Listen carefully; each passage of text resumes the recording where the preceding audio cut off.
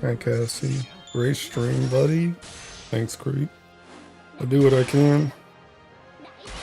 Ready for the 1 hour yep session while I get King S4? Yeah. 1 hour is a stretch, bro. We're talking about wins. Come on, man. It's gonna be like 10 minutes.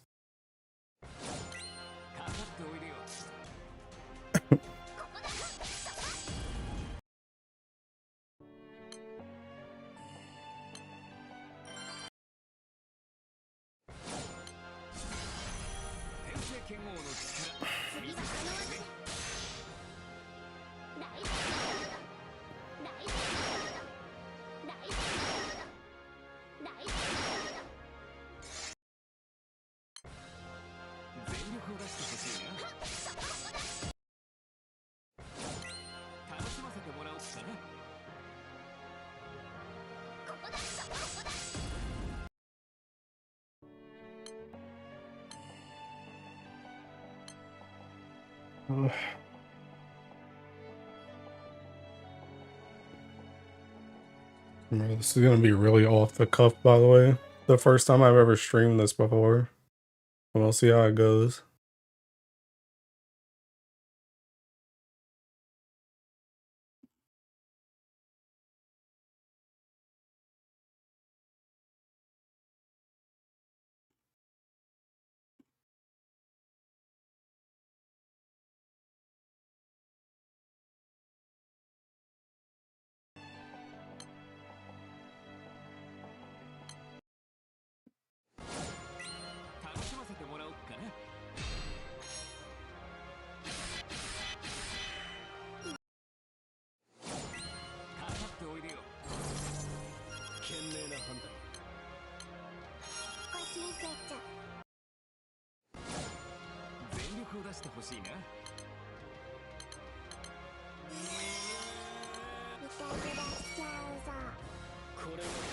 Got questions, we'll go hard. Bro, you guys think I'm gonna pay attention to you? You think I'm gonna pay attention to you? I'm not looking over there.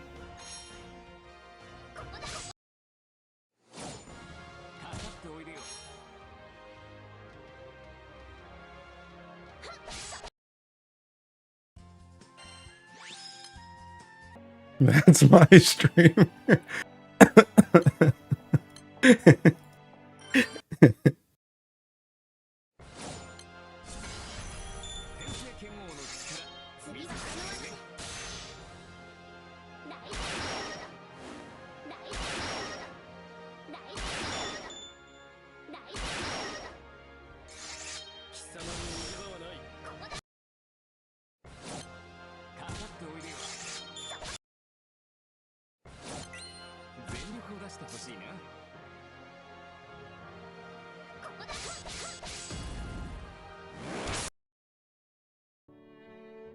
You actually got someone? Yeah.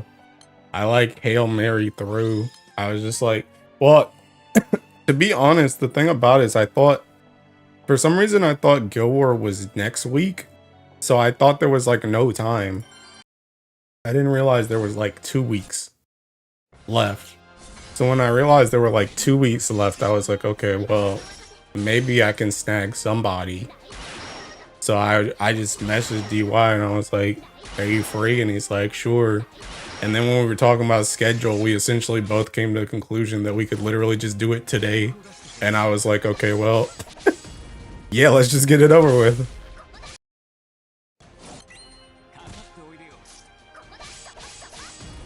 And also he wanted to, his schedule's more open if he streams while we're doing it.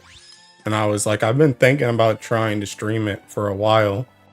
So this can be a good time to test trying to stream it instead of making it just a pure video. It works out.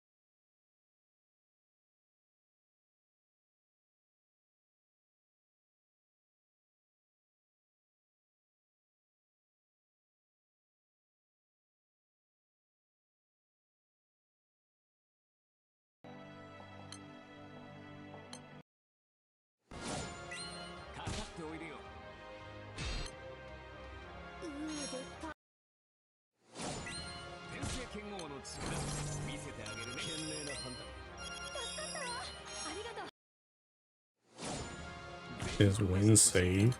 Heck no. Heck no. Ellie's still trash, bro. I'm actually pretty interested to hear his thoughts on some of this stuff, because Seeking... Dude, I really want to know what he thinks about Matera, bro. I want to know what he thinks about Matera and Raphael and Vayne. My brother just wants to know. Kramer, when can we solo versus Sussy? I don't know, go try it. Matera's 2023 unit? My first thoughts when I read it was kind of meh. Yeah. I don't want to talk about it too much because we're about to talk about it, but yeah, I don't know. She just looks like, I don't know. I looked over her like last night and I don't know what they were trying to do. TBH.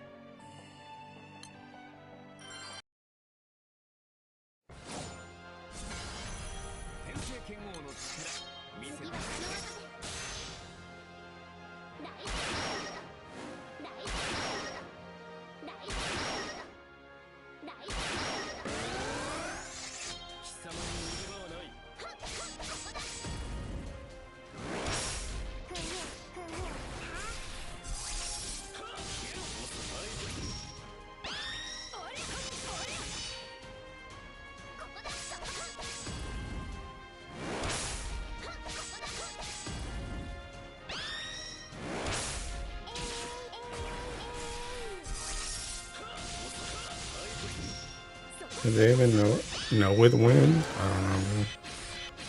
Oh snap, I meant to freaking refresh. So one time they gave no charge bar on attacks and it's so bad. Yeah. Rands are so varied in power from something like Cosmos to Matera. Yeah. Yeah. You know, Medusa to Yatima. Uh-huh.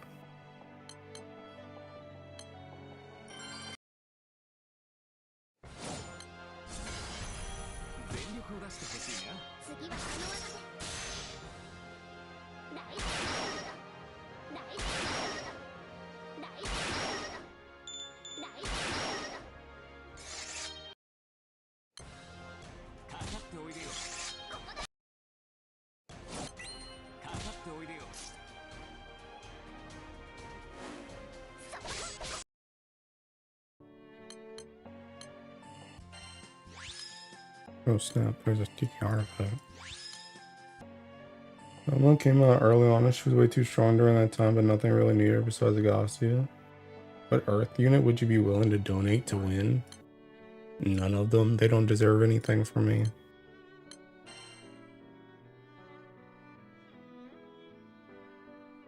Yeah.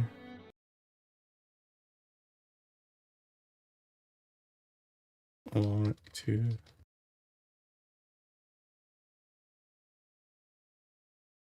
I actually saw your rant video with her, and it's crazy how dirty they did her kit for 2024 and Grand with the BIS weapon.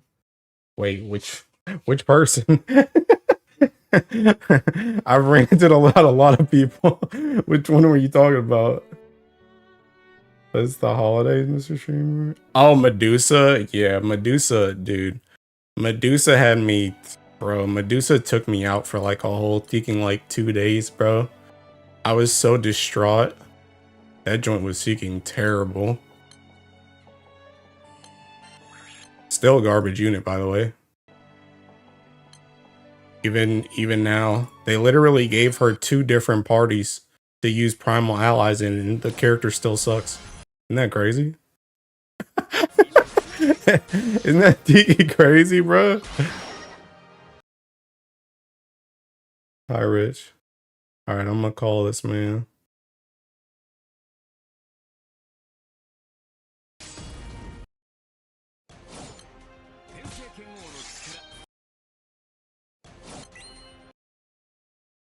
Yes, it is DY.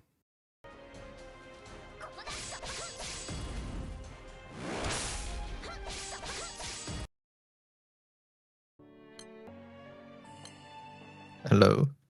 Hello. How's it going? Did you guys hear hello?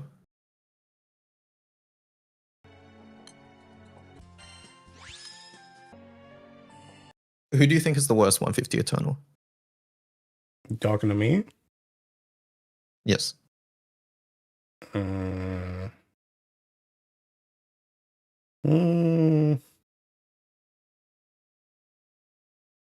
I don't know actually. Song? I think they're all pretty good now. Maybe. Song? I mean, she's not bad, but it's just like kind of where do you use her, I guess. But Mostly full auto, right? That's about it. yeah. Song, I think Katoru is similar, but at least he can be used in solos and Vesusia and things. Yeah, exactly. Probably Song actually. But yeah, and I don't even think Song's bad, right? Yeah. So it's only because she's full auto, and that's about it, and nowhere else. Yeah. All right, you ready to start this? Yeah. Okay. I'm ready. Maki right. wants to ban you, Cajun, for saying Song is bad, by the way. All right, so I don't know. I don't really think it matters at this point, but usually I like stream my screen to the other person so they can see what I'm talking about, because I just like go through the weapons and the characters and stuff. But I can just kind of say what you I'm. Can you want me to stream it? right? Okay. Over here. Yeah. I can bring it up on my end. Okay. Do I stream my screen? If you want to. Okay. May as well.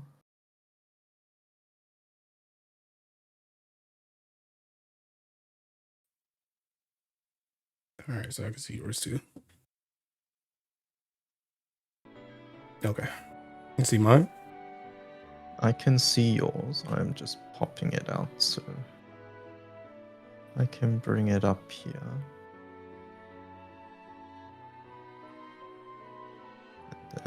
Just bring it up on stream so everybody can see it as well.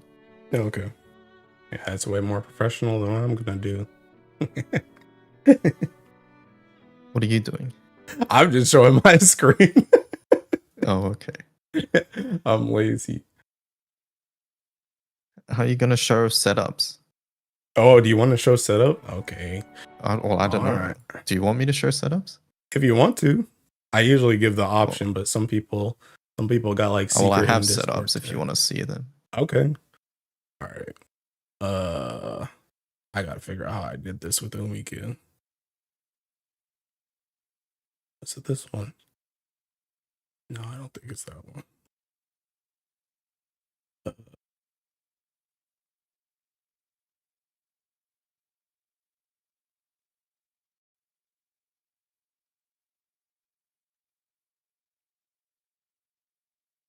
Maki says, Hello has never invited me to these rambles. Is this true? That's not true. Or is he gaslighting? That's not true. I invited him to the light one. Okay. Yeah, he's gaslighting. I had a feeling. Maki's professional gaslighter. Yeah, that is not true. He's like, DY doesn't run Vesusia with me. I'm never going to get my Vesusia done. And then he sent a message like 2 seconds ago. He's like, I'm almost done with Vesusia forever. It's like, okay, buddy. All right. How do I even put this in OBS? I did a window capture is what I did, but I'm gonna.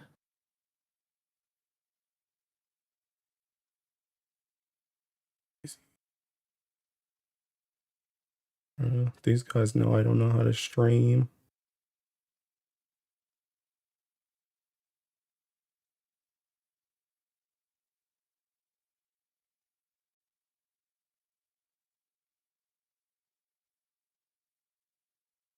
All right, let me see if I can do this. Okay, as long as you don't resize your window, we should be good. Okay. So don't ever resize your window. All right. Otherwise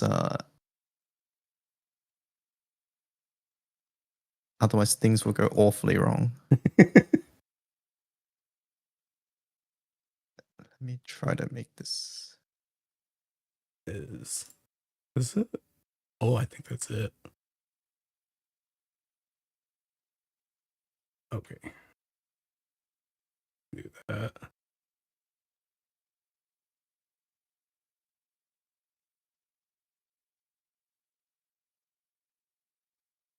Okay. This will work. And then I'll just take.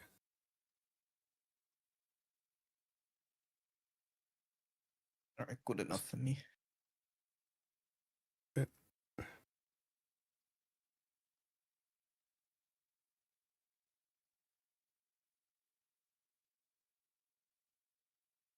Okay.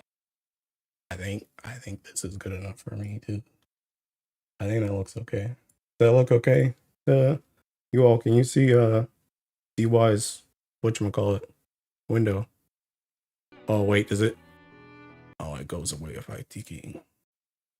It's just. I just have it behind my OBS monitor window. Listen, I have one monitor. You stream on one monitor? I do everything on one monitor, actually. This explains a lot, actually. I'm okay. A lot of things now make sense to me now that I know you're on one monitor. Yeah. It's all right. It's all right. That's the reason why I never have any of those fancy like speed run tech where it's like they're guarding on one window and not on the other, because I only got one monitor. So no, that's just an excuse. The speed run's like just an overlay. If you talk about live split, that's just an overlay.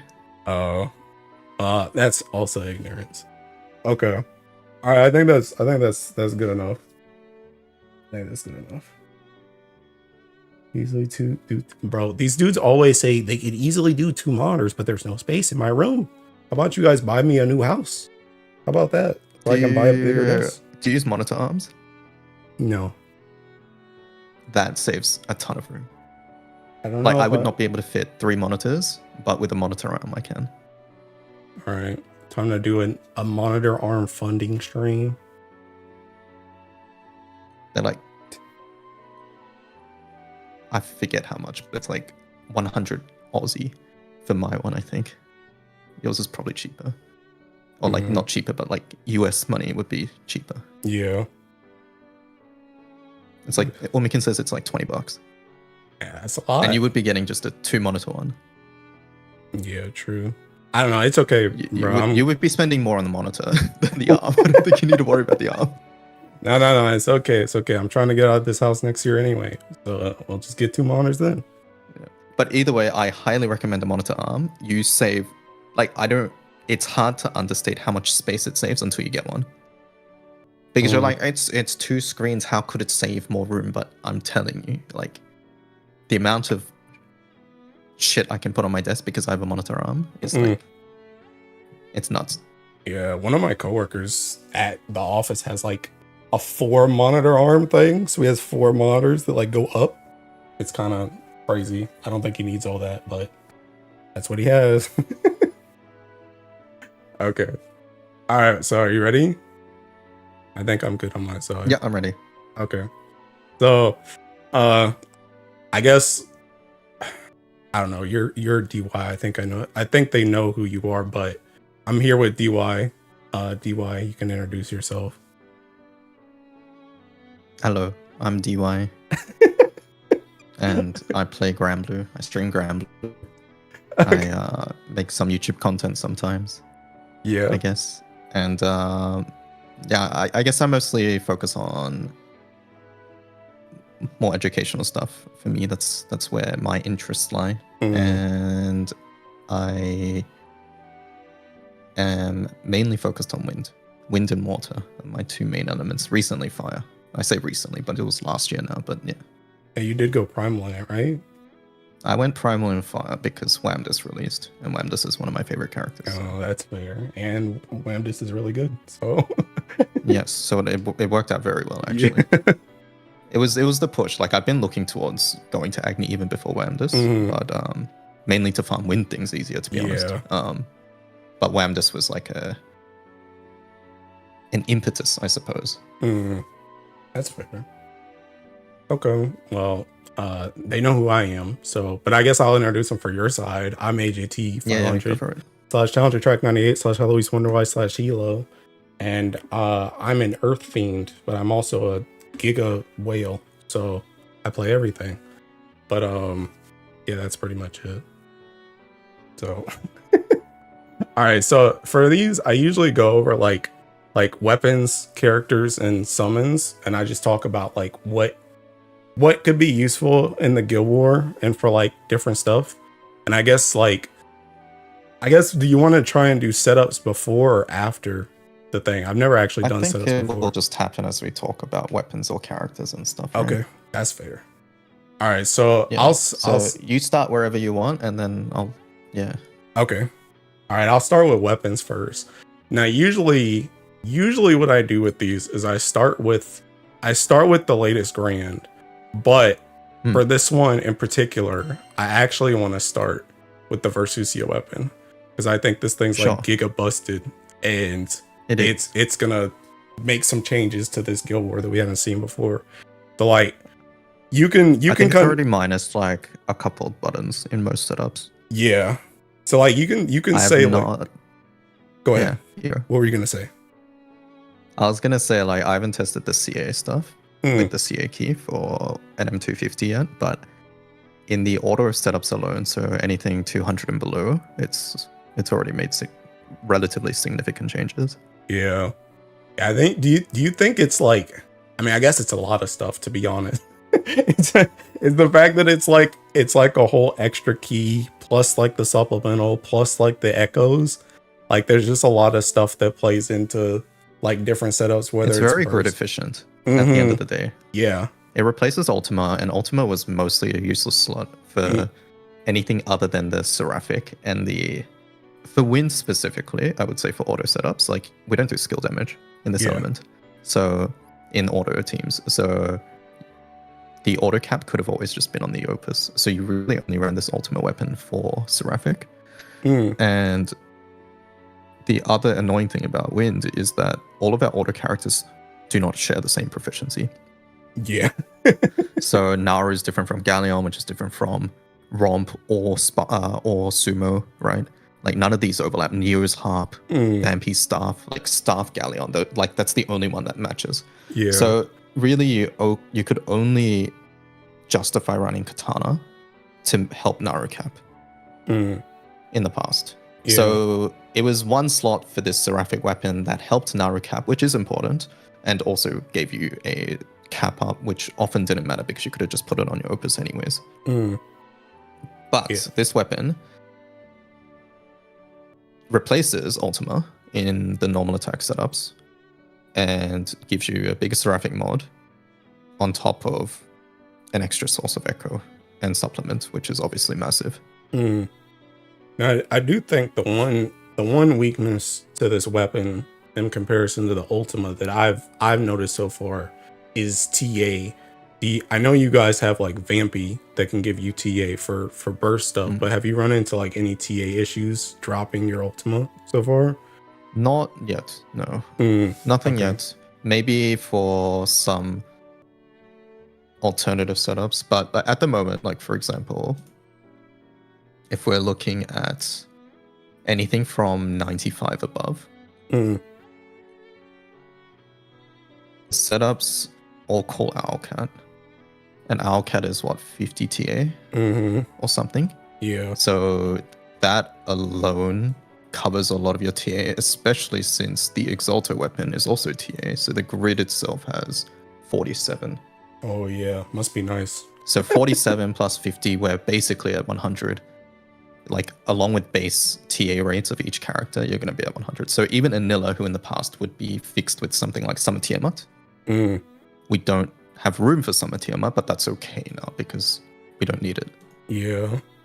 You want to see an Earth party with these new weapons? Let me show you the TA in this. It's pretty sick. It's like this, right? Can you spot the TA? A certain stat seems to be missing. So we're going. Where's your Medusa weapon? Oh, right there. We have there. HP. Where's the Fandango on that? What happened? Well, I don't know, man. This LATiki sucks. But anyway, we're not talking about that one. So, but yeah, okay. So that's good then. I honestly forgot. I forgot about the Owlcat poll, and I low-key forgot about the Fandango on the win thing. So I guess you guys are just kind of good. Yeah. Then so Fandango covers that, and then Owlcat covers that, and even in setups where you don't do that, like you said, Vamp PS2 is a thing, which is 50 TA, I think. Yeah.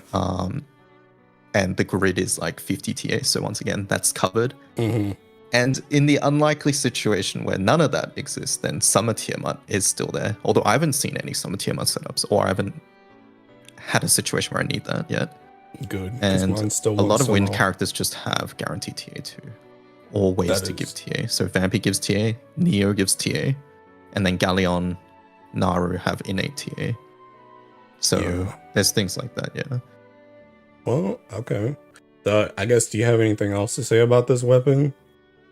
About this weapon? I don't know if you've talked about the different keys. Have you talked much about like skill CA? No. Nah, so I know I hounded you about it to get the math out, but I guess what do you want to say about them? I haven't really spoken about anything. Yeah, I haven't really spoken too much like alone on this. I've mentioned it here and there, but basically the way I see this weapon for the third key in particular is that the third key CA is extremely strong if you are Ogi looping. And if you're Ogi looping, I think there is no way that anything beats that CA key. Because I forget what was the math we came up with. It was like 140 hits or something. Yeah, because that thing's 140 hits. Yeah. Because so to just like go over it, I guess, since we're talking about it properly, this weapon gives echo on autos and on Ogis. So the third key gives supplement on either your autos, your CAs, or your skills, right? The CA value and the auto value are effectively doubled because of the echo. So at the moment, let me get the numbers properly so I don't say the wrong numbers.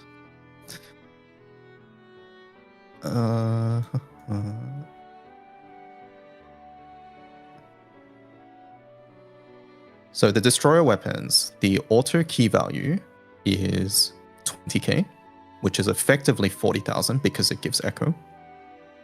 The Ogi supplement is 300k, which is effectively 600k because again there's echo here.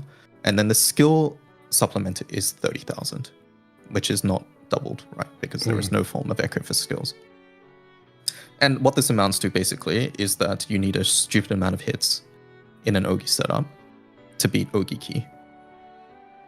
So Ogi Key is extremely strong if you are Ogi looping. In the context of Guild War, this might be relevant for NM250 when we might be doing Ogi setups. I think that really just comes down to whether there will be a viable auto or a swan match team. It's just going to come down to whether those are good enough or not. So yeah, Ogi Key looks really good. And then on a similar note, auto key seems to be much better than skill key as well. Once again, just due to the numbers alone. And so far from everything that I've looked at for wind specifically, and I looked at fire as well for like a PBHL team, auto key seems significantly better than skill. And the only time I could see it being better was a Swan team, where 2 characters don't auto attack. Yeah.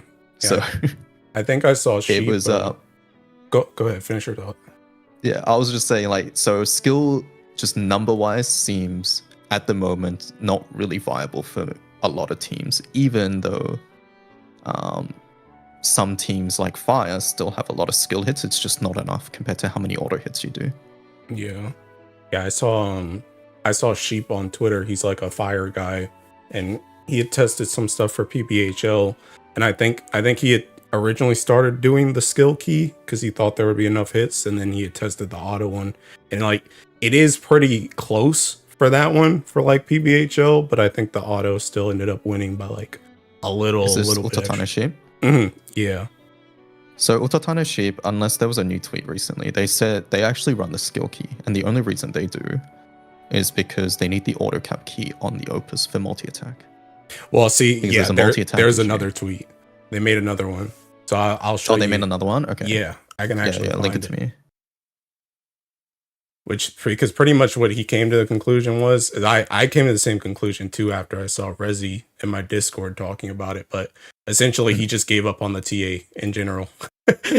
Because essentially... Yes, I was actually...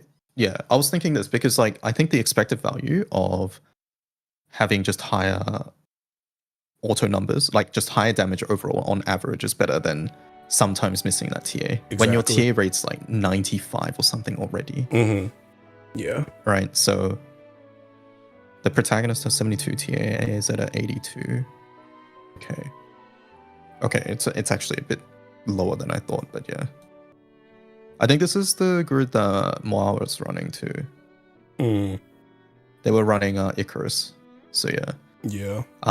But pure number-wise, just supplement from this weapon in both setups, because I actually calculated this. It is 5.28 million supplement on normal attack key from the Vesusia weapon. And if you change that to skill, then it's 2.1528. So it's almost double the amount of supplement damage if you go to auto key. Yeah. I don't know. And this is assuming 7 cinched on the boss as well. So it was favorable to skill. Yeah. I wonder if they care or not. Because I feel like, I don't know, when I first saw the keys, I was like skill looks mad good.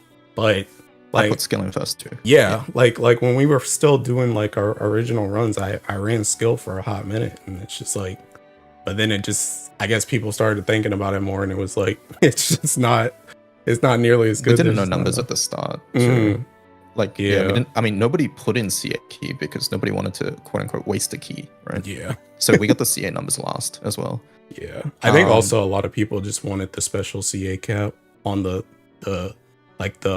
Opus for CA. Yeah. So people were kind of sticking with that instead. I think they're okay with this, mainly because as we get more characters, there's going to be characters that do a lot of skill damage or like skill hits. And at the end of the day, the skill key is the one that is most universal too.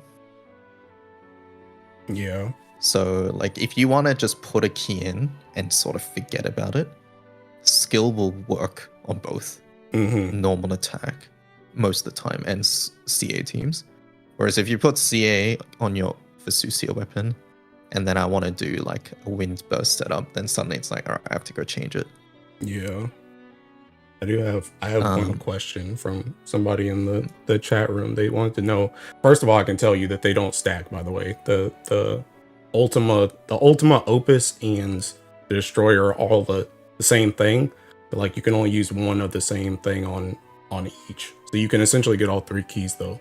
But they were asking, how does the Destroyer key compare to the Opus one? So I guess they're saying what's the supplemental versus the special CA cap. I will say one thing that I know a lot of people are running the skill damage. Well, first of all, the normal attack one still has the multi-attack rate if you need the multi-attack rate. But I know a lot of people, including myself, have started trying to use the skill cap one on the Opus. actually for the hit rate so that debuffs don't miss in Versusia, or that they miss less. So that's one reason why some people are using skill over the CA there and then running the CA on the destroyer. But I don't know about actual numbers between the special CA cap and the supplemental CA. So we're talking about second key at the moment. Yeah, so second key on Opus, or well, I guess just Opus because that's the only one that gets special CA, or third key on the destroyer weapon. So essentially the 300k supplemental CA versus the, what is it, 5% special CA cap on the Opus.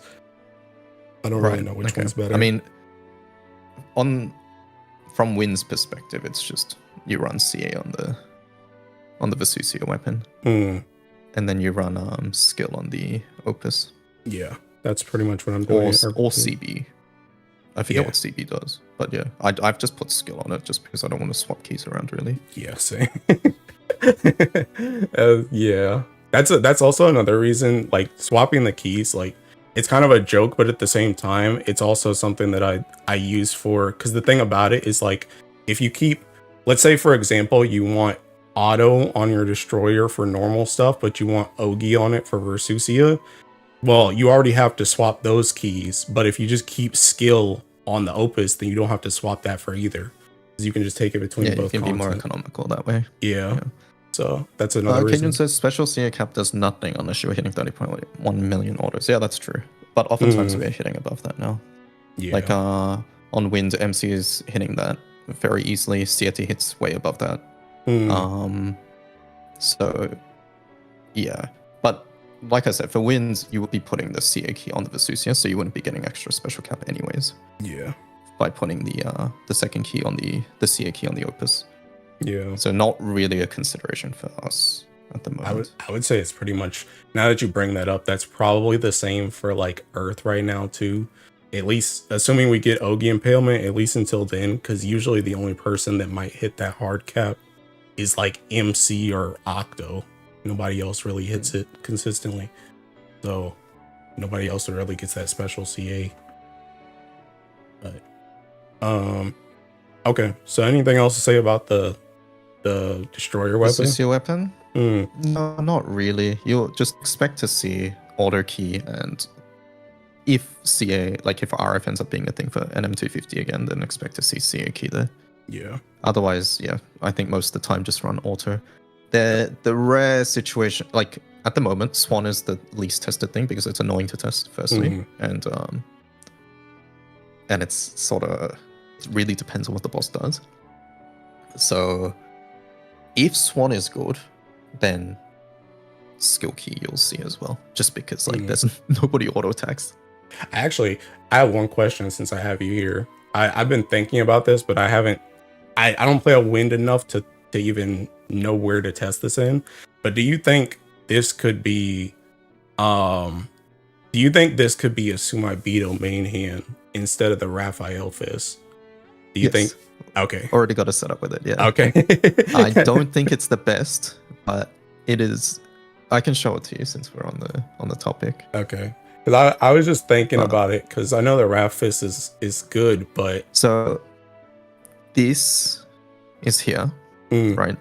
Sumo needs 18 buffs, essentially, right? I'll just go into a thing with it. So if we click all our stuff that gives MC buffs, if we check MC's buffs, they're at 16, right? Which is not enough. Sumo needs 18. And Galleon's one-time buffs do not count for this because it calculates how many buffs you have after you attack. Oh, okay. So 16 minus 2, we're at 14. So we're missing 4. The way we get our 4 currently in this team is by auto-attacking, because Raphael gives 4 buffs after you normal attack. Oh, okay.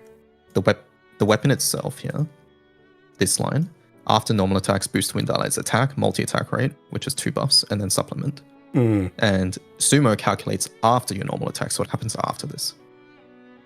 So basically, by doing this, we get to do the Sumo nuke, and we will have 18 buffs. So that's fulfilled in this way, in this particular team, 18 buffs, as you can see. Yeah. If you do this, Vampy, during buffs, like Guild War Aces, so attack, defense, FO, that's 3 extra lines. Ain't no way, bro. That's 3 extra lines. And in that case, once again, this will go -2 down to 15, plus 3 from the Aces.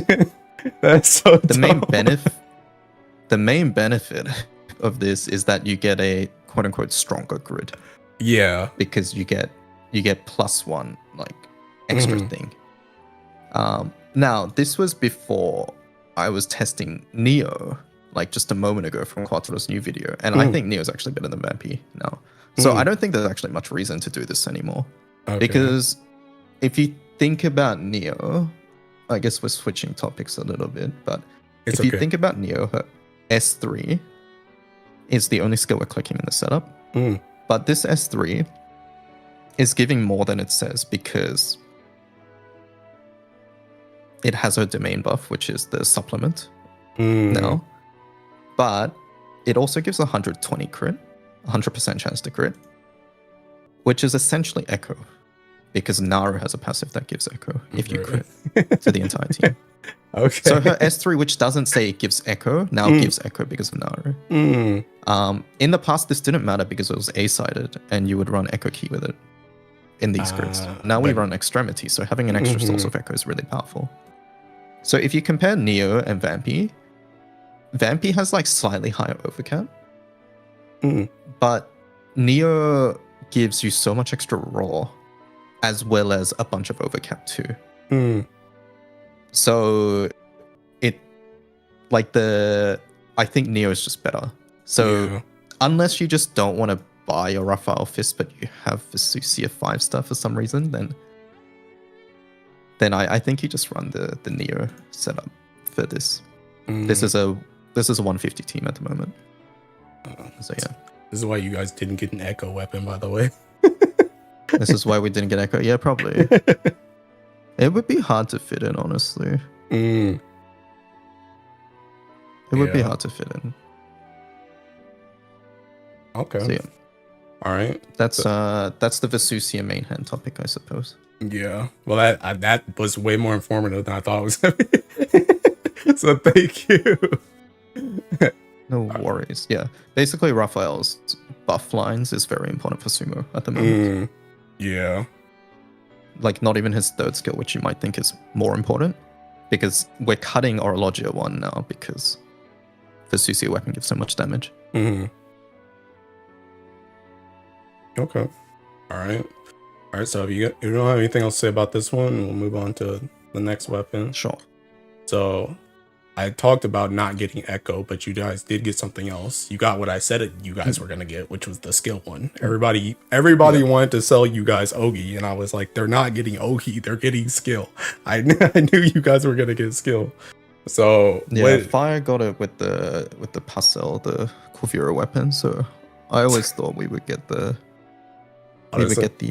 skill one as well, because we have the Galleon Harp, which is exactly the same. Yeah, it's kind of funny because I remember there was a stream you had months ago where someone had asked you, like, this was when we had way less impalements, and you were talking about like some people got seasonal ones and some people got grand ones, and I think we had come to pretty much the exact same conclusion, but it's just funny how our minds are different because you had like all these analytics and I just had like pure feeling.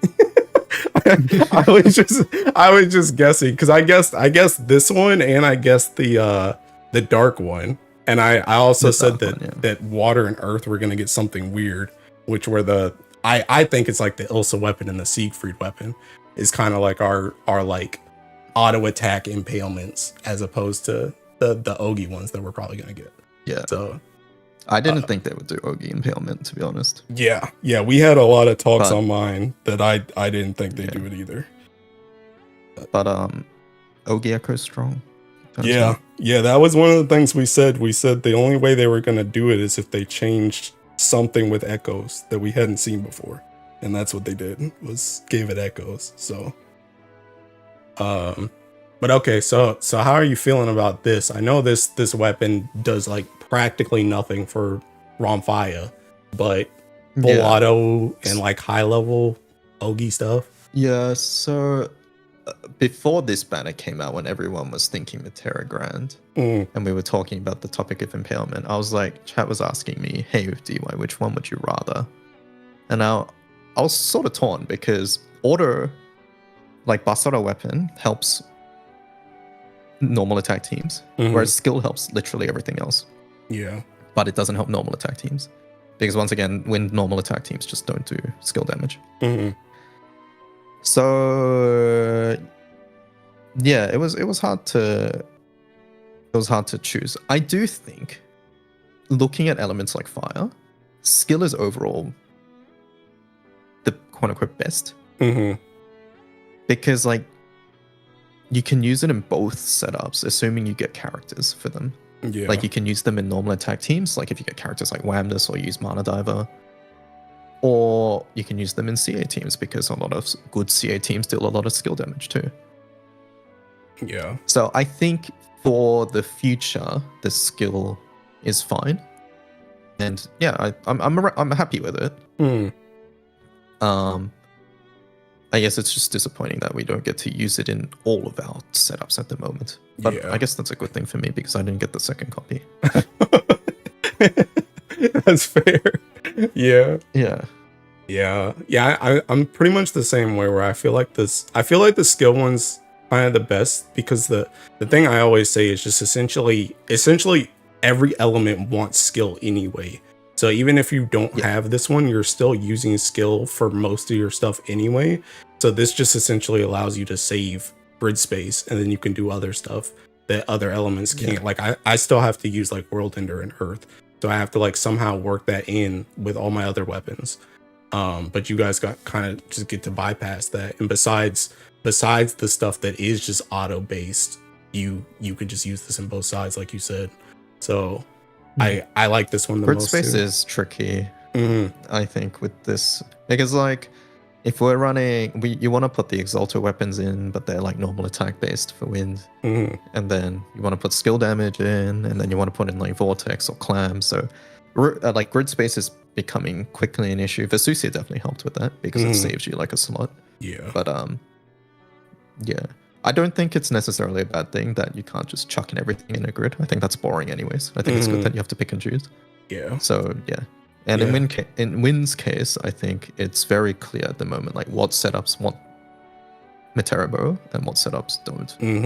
So yeah, currently this is, like I said, in everything but normal attack teams. Vesusia we want to run too. Full auto, depending on what team you're running, I guess. If you're skill based, then you want to run too. Yeah, it's very easy. I think if you have skill damage, put it in. If you don't, then do something else. Pretty much.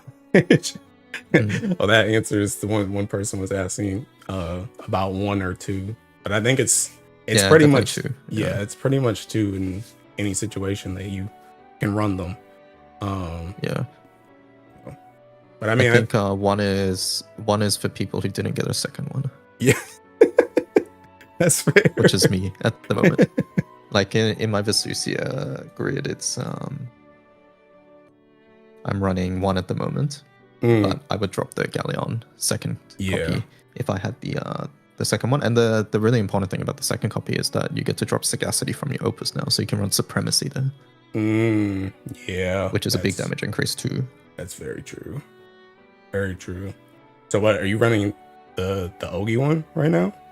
On what you're doing? I'm running Sagacity on my Opus. Oh yeah. Okay. I see what you're saying. Okay. Because you don't cap out the value with just one Meterabo skill amp. So yeah. Gotcha. Okay. The skill stuff. I guess, do you have anything else to say about this one? I think we've already seen this one in other Ellies, so. Yeah, I think it just depends on how good Swan is. Yeah. Which, yeah, I can honestly segue to Swan from it, but yeah. we can talk about Swan next. Yeah, so Swan was really good last Guild War for solo setups. Mm, I only really have the perspective of solo because that's pretty much what I do in Guild War. mm, But in solo, like this weapon was everywhere. yeah. Yeah, I remember And seeing it a lot. yeah, and if it ends up being better than expected, then Metaraboa will be extremely important for these teams. Mm. I'm obviously hoping that it's not because I don't have a second copy. Yeah. But yeah. Yeah, I mean, go ahead. I've said this time and time again, but the annoying thing about this weapon is that there's a couple annoying things. One is that it's annoying to test. Mm-hmm. Like your only real spot is like Yigi. Yeah. And Yigi has annoying triggers where she resets your skill cooldowns and things like that. Yeah. What And about the old man? number two, since it's a weapon that depends on what the boss does, you really can't Prepare for it. like you can't see what you're gonna do except like just count how much damage you're gonna do Mm-hmm. and like say, hey, if the boss does this exact thing, then it's gonna be fine. But I think the more important like conclusion from what I just said is that it's only good when Cygames wants it to be good. Mm-hmm. Yeah. Because they get to decide when it's good, because if the boss does things that are favorable to this weapon, then it's good. And then if not, then something else is better. Mm-hmm. So since this is like Raphael's like first Guild War, it's the first Guild War after like Rebalance, Mm-hmm. I'm personally expecting that they're going to push those a little bit more than Swan. Mm-hmm. I think Swan's going to be fine, right? But I don't think it's going to be the fastest setup this time, unlike last Guild War. Last Guild War, it was the fastest setups. Mm-hmm. This Guild War, it's looking unlikely unless you can somehow do like 2 turns with very, very low buttons. Yeah. Yeah, I do think you guys have gotten a little bit more tools since then with like the Versusia weapon and like you said, Romp, that they might try and sell more this time as opposed to Swan, because you guys kind of just got, because you guys, we can talk about Vayne later, but Vayne didn't really do anything. It was literally just like they threw you guys Swan and that was it. So yeah. Yeah, Munching said it's probably more full auto based. I think I agree with that. Yeah. I think for FA setups, it's going to be nice. Mm-hmm. Because yeah, Swan setups are looking to be like at the 3 turns, no summons, 3 or 4 buttons, something like that. Mm-hmm. That's what it's looking like, which amounts to about 22 seconds, I think, if I remember correctly. Mm-hmm. Whereas this is for 150. Whereas for 150, the Luchador setup, the sumo setup, sorry, that's looking to be like 16, 17 seconds. Okay. Yeah. So it's unlikely that Swan beats it unless we somehow get to 2 turns. Mm. So yeah, I think Swan this time is going to be mostly full auto or budget setups. Yeah. If you don't want to manual the sumo things or things like that. Mm. I'm a full Which auto is gamer. definitely something that, like some people will enjoy, right? Yeah. Like the Swan Me. Guild War last year was one of the comfiest Guild Wars I've ever had. Yeah. I actually like Full auto I like refresh, Swan a refresh. lot. Yeah. I like seeing Yeah. all the nukes go off. Yeah. Like I think the sumo setup here, the one that I was showing earlier. So this one can also be full auto, to be honest. You just have to refresh after the tag. Well, I guess you don't have to, but if I just change these things.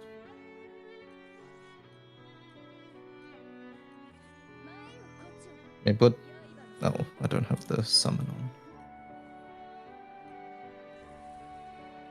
Yeah, you would. Everything works here as well. No. Well, never mind. Rest in peace, Swan. So you can full auto everything here as well.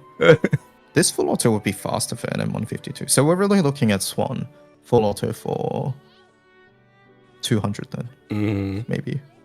Because 200 is definitely not full autoable in the manual sense. Like Yeah. for the normal attacks team. Yeah. Okay. So that's I guess that's my thoughts on Swan. All right. I mean, you pretty much summed up. The only thing I really have used it for is I tested it a little bit in the old man braid for like the full autos, which I kind of like it in there. And But Did it work? I don't think I used it. I mean, it works, but I think the thing that's kind of strong about the Swan is that it gives the HP too, which kind of I felt a bit tankier with it, I guess. And I guess doesn't it give you something else when you use like the S1 when you use the first, yeah. So I felt kind of tankier. So even though it wasn't like faster than the Exo Sword, I felt safer with it. So I kind of like that. Okay. What team do you run? Good question. Well, now it's the Exo thing, but You run Exo now. Okay. Yeah. Well, oh no, that's something else. I think it's this. With that looks right. Yeah. The Exo thing now too. So, but I think I did try it with the Swan at first, but yeah. Okay. Anything else to say about that one? About Swan? No, not really. Okay. Yeah. I guess just this is less about Swan, but more about Dispel in general. I don't like it's I understand why, but it's annoying that the main way we use Dispel these days is not to dispel things in HR raids.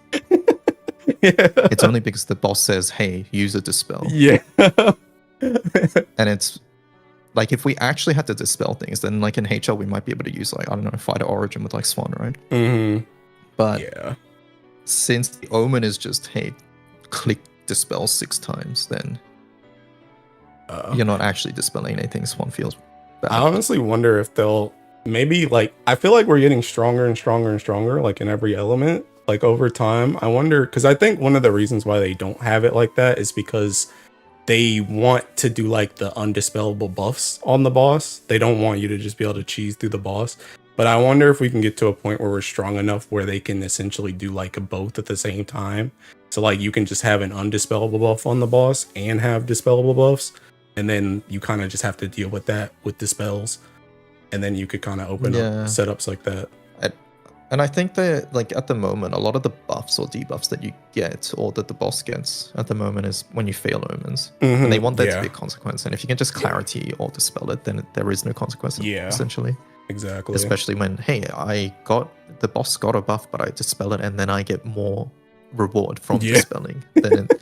So they don't want that to happen. So I understand why it's not that way. Yeah. But I don't know. I'm not a raid designer. It's their job to figure it out. It just feels bad that I can't use one. Yeah. All right. So there's another weapon we talk about quite a bit between the Versusia one and Swan 2 was Raphael Fist. So how is this going so far? It seems like you guys are using this a lot for the Sumaibito stuff. 100, yeah, so 100, 150. So basically 150 now, right? Yeah, 150 main place for Guild War. The Sumo can one turn the boss. Just the setup I showed a couple minutes ago. So yeah. Okay. That's pretty much where you'll see this, I think.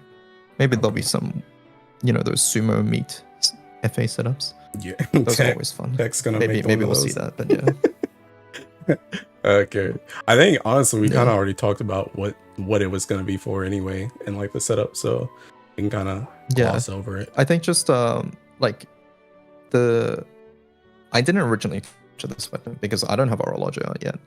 So the weapon seems to synergize extremely strong with Orologia 1 because of its third skill. Yeah, third skill. Yeah. So yeah, that's why I didn't originally, but now with the Versusia weapon, you're sort of clicking a button because Orologia S1 is slow at the end of the day. So I just thought that was interesting. Yeah. I don't know, maybe we'll get to a point where you still need that Orologia S1, but I think you're just doing too much damage right now. Just not NM150. So, which is where you use Raphael Fist. Yeah. Okay. The only other place I use this weapon is Sieg full auto. Yeah. Honestly, can we do an aside on Sieg real quick? Worst raid in the game? Yeah. It's like I already knew about the Neo thing where you have to take off her passive if you use her, but now it like sucks because you got the Versusia weapon and you can't even use that because it just has the echoes. You can't use it. So it's just like you're perpetually raid. stuck on that raid. You just can't do anything Yeah, faster. this raid basically goes against everything Granblue does to make Yeah. teams and characters stronger, which is adding more hits and more sources of supplemental and kappa. Yeah. So yeah, I actually run Grimnir. Yeah, because I don't want to swap my Neo. Yeah, I stole your anymore. thing. Thank you. And yeah, it didn't really matter. I could put anybody in Grimnir's spot, but I just put in Grimnir. Like the shield works very well against supplementalists. What happens at the end of the day? So yeah, my grid's the same as always. Nothing really changed. But yeah, I use it on Sumo because Sumo has less multi-attack. Or that's the original idea. I use Lucha because I didn't turn off my Sumo's one. Oh, that's fair. So yeah, honestly, you can probably do any class that doesn't do Echo. Yeah. So yeah, it's just a really slow FA where you can't do hits, you can't do Echo, you can't do anything that we do in a turn-based game to get more damage out of a turn. It's really annoying. Yeah. All right. It's a bad raid. So we'll go to let's go to the Exalta. I don't really know how far we should go back because I feel like at this point, like I keep saying the same thing in like a lot of these Guild War rambles where it's like every element has PNS. It's like we all know what PNS does at this point, but I guess we can go back to the Exalta. We can talk about PNS. I think it's interesting. It's sort of like light. Okay, you want to talk about that one first? We'll talk about Exalta, PNS, and Clam all together. I think. Okay. All right. So Resonator. Oh, what's Wind's one called? It's not Resonator. I always call these Resonator. Valuables. Is that Wind's one? Valuables. I think it's Jade Valuables. Yeah, Jade Valuables. What the heck? I mean, yeah. So, we were testing this a moment ago, actually. And with Neo for like the 150 setup, pretty much. Wait, no. Let me go back. 3 Exalto for Wind is like almost a must if you're doing any sort of Yatima setup. Because there's no room for EVR. And the only way to get to 80% is to have 3 Exalto. Yeah. I know a lot of people were wondering if that was still going to be a thing after like Raphael and then after the Impalement, if you were still going to need 3. But I guess you still do because there's just no space. You need 3 because there's no other way to hit 280. The only way this was not ever going to be a thing is if Busted never released. Yeah. Because Busted takes up the room of EVR. Yeah. And Yatima makes it so that you need 2 uncallable summons in the other 2 slots. Which is also why Cassiopeia is looking to be really useless in Wind. So the Wind Robo summon, we're jumping all over topics, but yeah. It's okay. This is kind of fun though. Yeah, the Wind Robo summon, the only place where it's probably going to see use is maybe OTK, where you don't really need it in the first place. And maybe some like 0 button 90 or some setups like that. Because Yatima makes it so that you just you don't have room for these things. You can't drop Judgment. You can't drop Raphael. So Belial and Summer Belial are not callable, and cuts is free damage with Summer Belial. So yeah, you guys are Cassiopeia. I will be surprised if I see a lot of setups with it. I'll be honest. I'm expecting like maybe 1 or 2, maybe a Swan setup or something like that. That's about it. I guess since we're jumping anyway, for Cassiopeia, I guess how do you feel about that? Because I feel like people are kind of maybe torn on it. I guess in my head, I guess I haven't seen too many people talk about it, but I know when they first started happening, like the Rebirth series, people were like, oh, well, this is the death of Belial. And then we started to realize that you didn't always drop Belial, but you kind of still do want them in some scenarios. And then I know a lot of people are strapped for Sunlight Stone. So it's like now you kind of need Belial and you want the Rebirth because sometimes you may use it, sometimes you may not. But like, how do you feel about how do you feel about them not like completely power creeping Belial, but still being like useful sometimes, but not all the time, I guess. So I always like more options. Mm-hmm. So I like that there is situational Belial, and I do actually like that it is clearly better in some elements compared to others. Like, what's Fire's one called again? Soul Invoker. Soul Invoker is like way better than any other elements at the moment, right? And it's purely because of Wambdas. So I think having those differences across elements makes each element feel unique. And ultimately, I think that is having that variety or choice is interesting. Yeah. So yeah, I guess that's my stance, I suppose, on it. At the moment, I think like fire, water feel very good. I don't know how you feel about it in Earth. It's like, I don't know. It's kind of rough because it really depends on what's happening. Because I think the biggest like it's pretty much always a gain for us. But the question is, like we don't have like any like summon issues like you guys do, where it's like we can't use it for certain setups or something like that, because we don't usually do like the Optima main or anything like that. The main thing for us is just mostly, are we gonna stay in the 80% HP? Because it's like we're dealing with like dots from hunting, we're dealing with minus 30% from held in him. So it's like pretty much it's good if as long as we can kill the boss. Or like when I use it in my Leviathan Mare setup, and towards the end we usually drop out of the HP threshold for it, so it kind of goes away. But I kind of need the boost for like the first like 5-ish turns, as opposed to Belial, to get in the right spot to actually kill the boss when I need to. So like it's still situationally useful, even if you drop out of the 80% sometimes.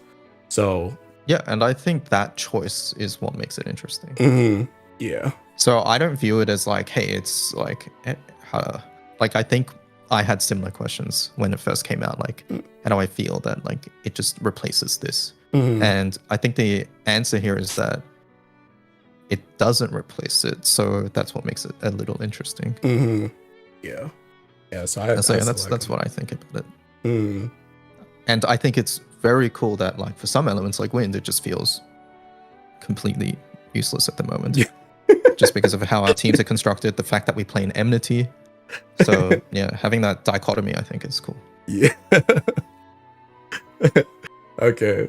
So I guess going back to Clam PNS and Exalto.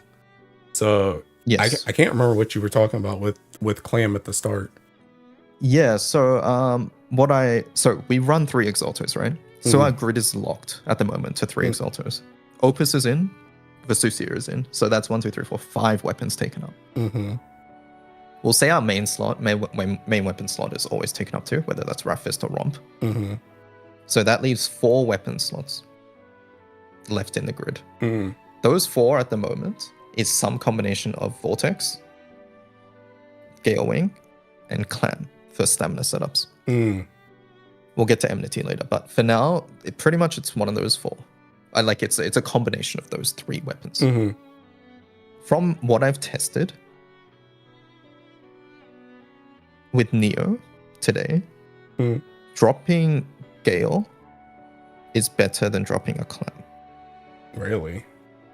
Yes. And it was a significant difference, actually. It's because you're using the special cap. Is that what it is? Yes. Yeah. The special cap seems to make a much bigger difference because we have the raw to actually make use of it for something like Naru Assassin. So think like, do you remember back in, I forget if it was this Light Guild War or the Guild War before. It might have been this Guild War too. The Light Guild War, they were dropping Harmonias. Yeah. It's pretty much the same thing. Before that. Yeah. It's pretty much the same thing, where we get more value out of the special cap than we do out of the supplement. Yeah. I kind of learned that. The reason why I know it was the previous Light Guild War 2 is because that's when I learned about it. I remember there was somebody, I had posted some setup on YouTube, and somebody had commented about why mine was inconsistent, and they were like, you need to drop that for the Shiva that you were using during that setup to put in more cap up or just more like raw, as opposed to the PNS. And I've noticed the same thing in Earth too. When I run stuff like the Folia Dante Raziel thing, sometimes the Galleon staff gets put in there as well, because you can actually hit the special cap there as opposed to the PNS supplemental stuff. So Right. yeah, I know what you So mean. yeah, like against, I guess just to show like a quick thing, this is against the dummy, but I tested on Yigi earlier, which is where we test NM150 and stuff. It's pretty much the same. But if we just look at Nara's damage alone, so I'll skip some buttons, but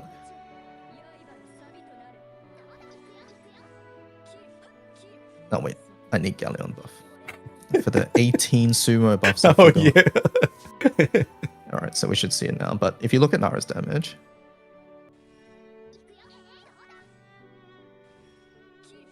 she hits 7.2 million on her autos. Yeah. And then we'll compare this, right? So 7.2, and then I'll swap this clam out for a Gale.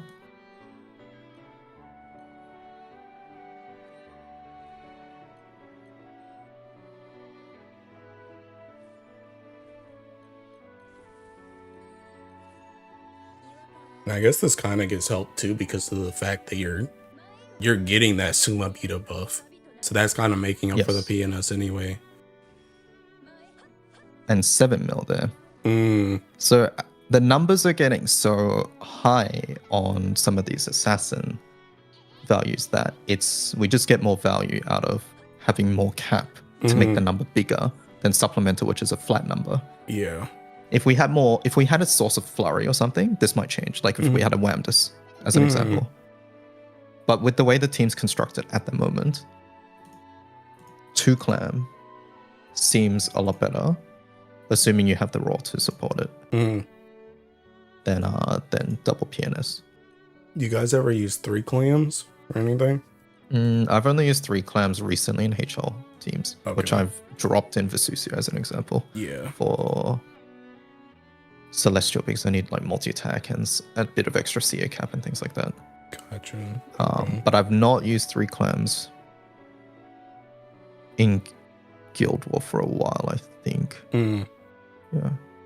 On the topic of clams, though, this is something I've chatted about, and I was curious what your thoughts were on this, like regarding your resonator. But like clam at the beginning was a weapon that was considered very hard to fit in because you needed the 15 skills.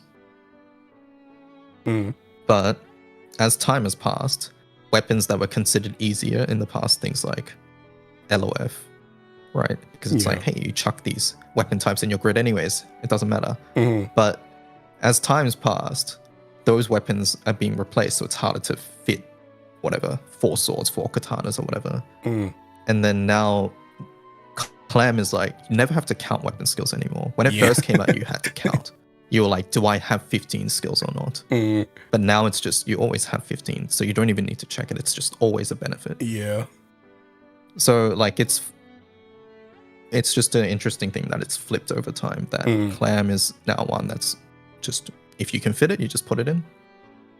Otherwise, yeah. I don't know if Earth is, like, is it easy to fit in 3 of a weapon in Earth these days? So first of all, I just want to say for clam too, I fucking love clam because of that reason too, because you could just throw it in.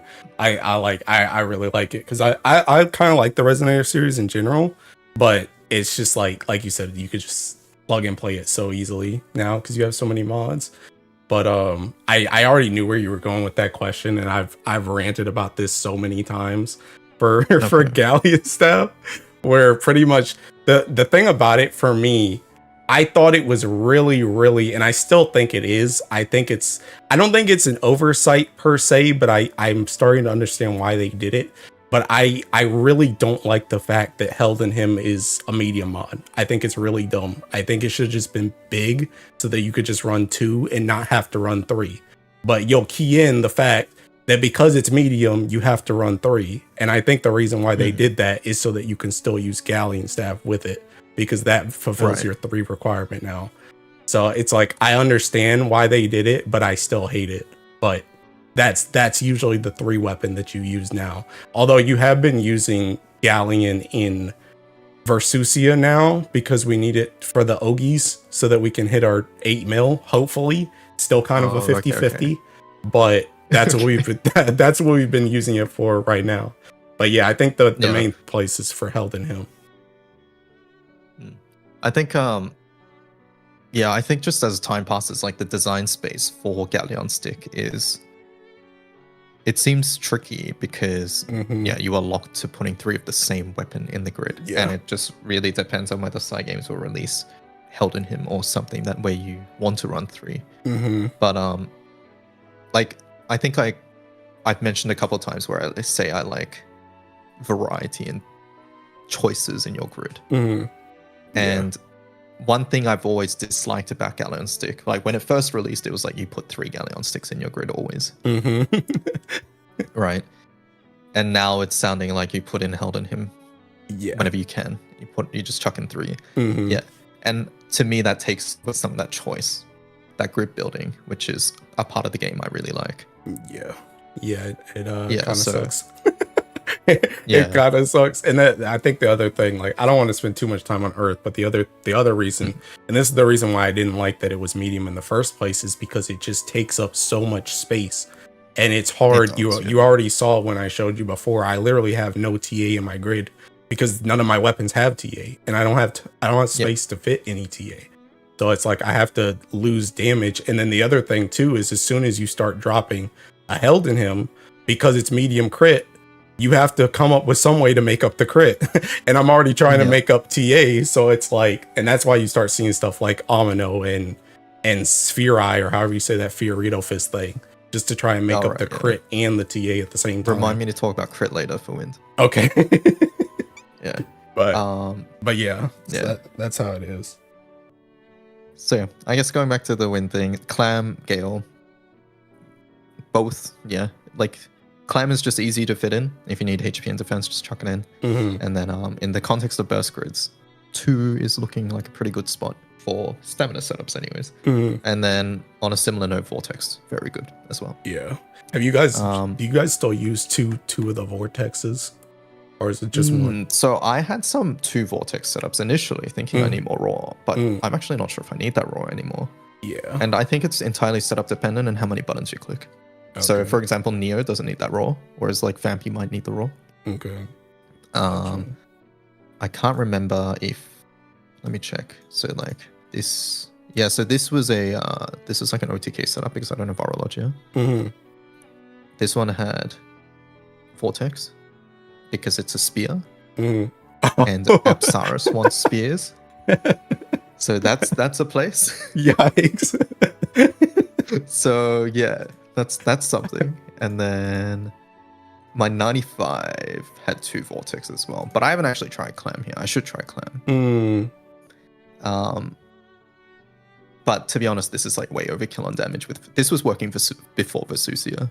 Okay. So with Versusia, it's like way overkill. Yeah. In fact, I think there's a world where we can drop 1 button. This currently I'll show it. This is 1 button, 1 summon, 95. So there's this, and then attack. And Grimnir can be like 10 other characters as well. Yeah, so many I just use Grimnir because it's Grimnir. I do think Grimnir, from my testing, was the best, but it might just be because mine's ringed and stuff. Yeah. But yeah, that's 149 mil, right? And M95 is like 135. So okay. Yeah, I just don't want to bar my second one, so yeah, you probably don't need it if you have the destroyer weapon anyways. Yeah. Okay. So yeah, that's Vortex, I suppose. Yeah. Good source of raw. It's hard to take it out. It is noticeable when you take out the 1 copy in your grid. Yeah. Last year, I think there were more setups with 2, I think, from memory. I can't really remember. But this year, I think there'll be less setups with 2. Good. That's what I like to hear.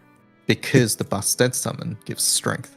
Yeah, also Gives the true. Mandrake buff, which is very strong. Yeah. So you don't need as much raw. Very Okay. noticeable, that buff, which I'm sure you can relate to. Yeah, I definitely can. I know people have asked me for, I guess, years at this point. Should I anti-tix Mandrake? Should I Lynx Mate Mandrake? Should I Spark Mandrake on a 3%? Yeah, I've heard it. Yeah, strength is noticeable. Okay, And so then an element like Winds where Naru's assassin mod is really low, and it's hard to make her hit cap. Yeah. Any little bit helps. So I guess that's like Vortex, Exalto, PNS, Flam. Is there any other weapon that's relevant that we haven't talked about besides the gold? Do we talk about the crit weapons? No, actually. Yeah, tell me, do I need to borrow my second Evanescence? I don't think so. Okay. I don't think so. But I had this, right? And the reason why crit is relevant, once again, comes back to Nara's passive. Nara's passive, which gives 3% cap, but more importantly, the echo. So to fulfill this, you can do a crit grid, which is something like this. You know, I actually have that. Was that Freyr's weapon? I actually have That is Freya weapon. That is Freya weapon. So this is something I only like discussed recently with other people to figure out. But yeah, this is like Vortex Mini. I'm not even going to call it light because it's medium stamina compared to stamina 2 and doesn't have attack awakening, but it gives crit, right? Because without this weapon, you're at 91% crit. Yeah. Looking like an earth. You're at 91.2% crit without it. So you need a source of crit somewhere. This gives it, but you lose a lot of raw. Now, I don't think this team is actually viable because I think Neo's just way better. You don't need this. You don't need to bar this. Why do this when you can use weapons that are like just generally good elsewhere? Yeah.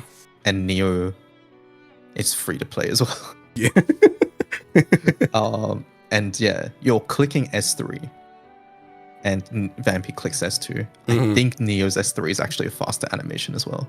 So speed-wise, it's not like Neo's slower as well. So yeah.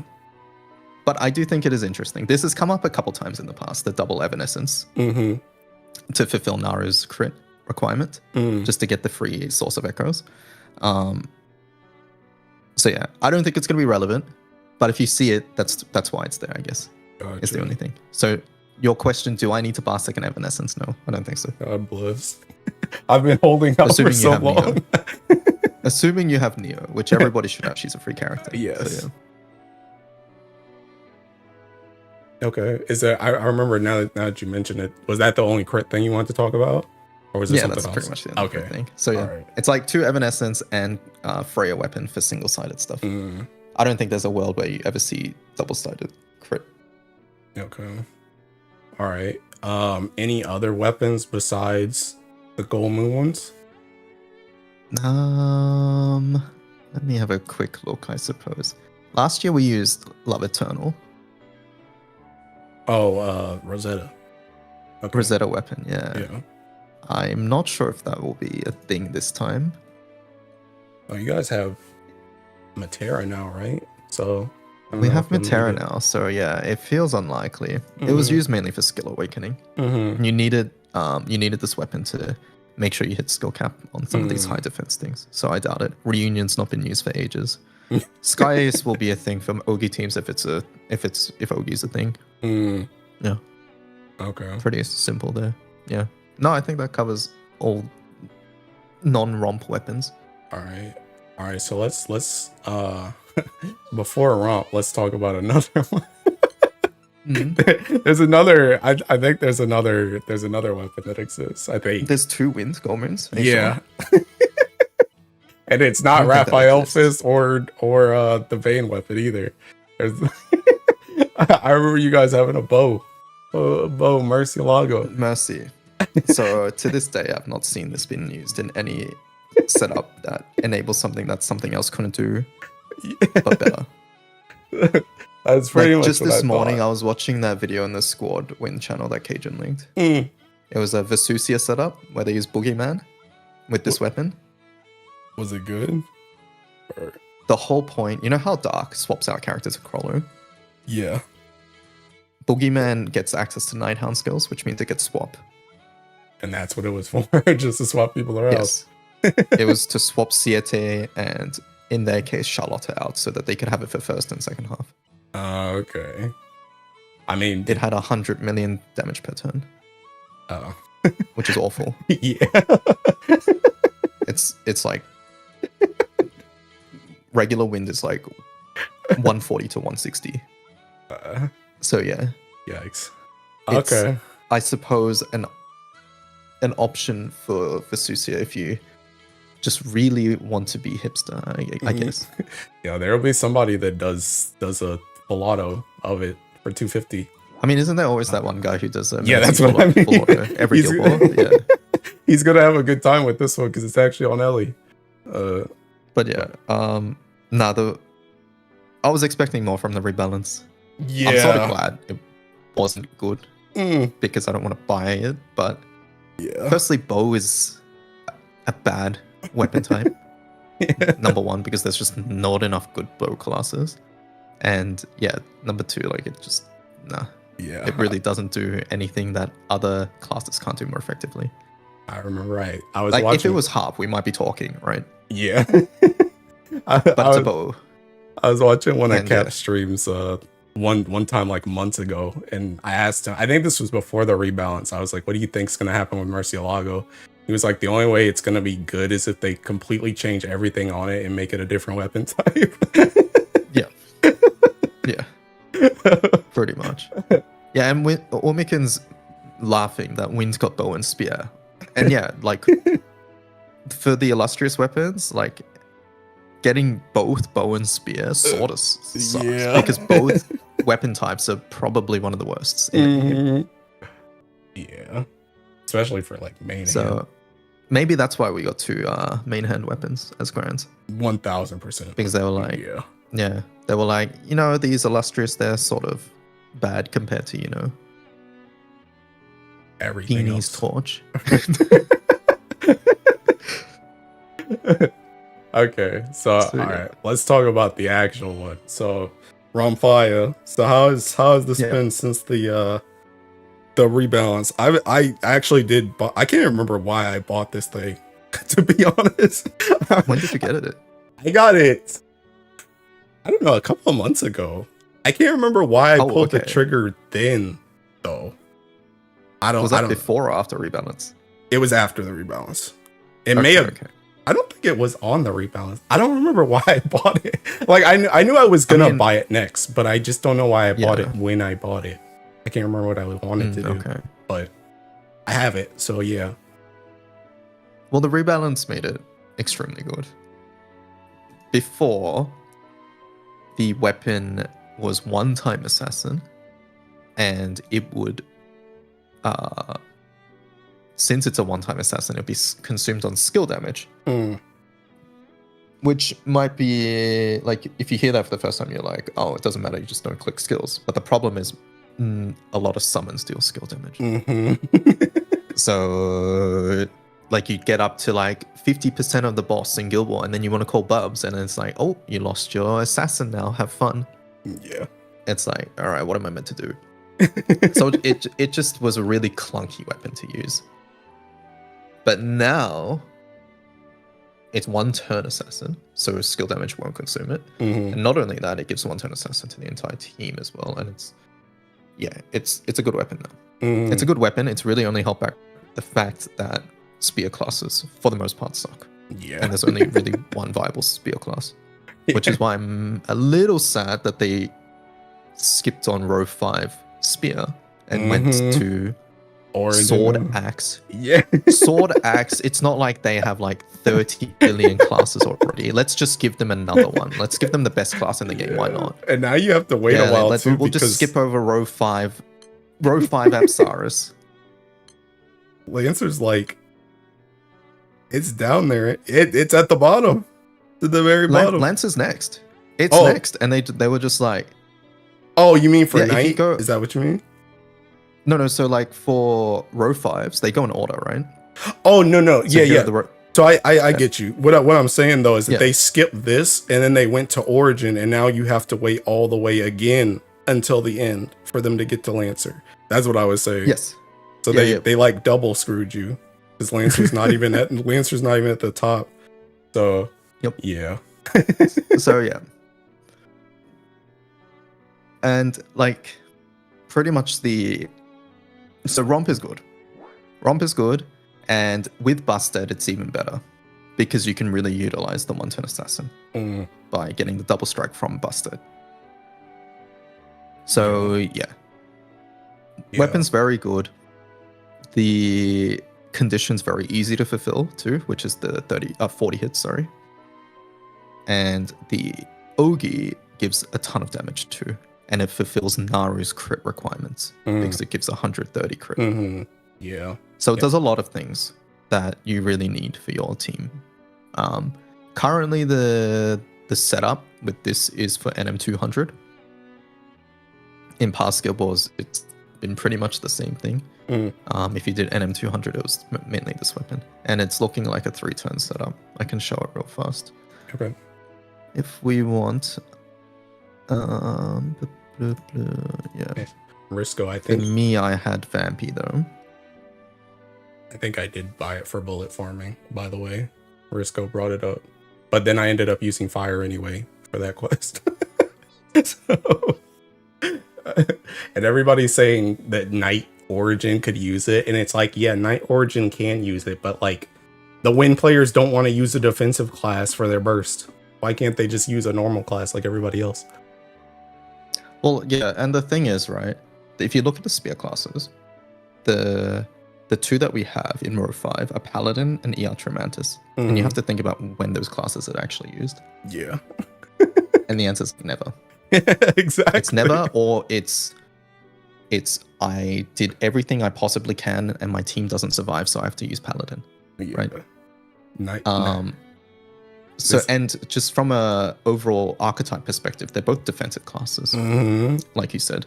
So their goal isn't most of the time to deal damage, Yeah. but to mitigate damage that you take.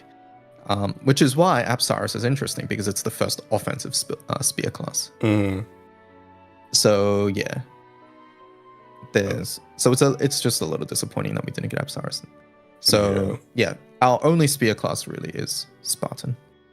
And That's about it. That's the thing too, Yeah. Ari, where it's like even if Night Origin gets Spartan, it's like you're already using Spartan though. It's not like unless they like pretty much like what DY said and what I said, it looks like it's still a defensive class. They're not gonna make the defensive class. Like they may give it some attack properties, but their main focus designing is probably gonna be for defense, not offense.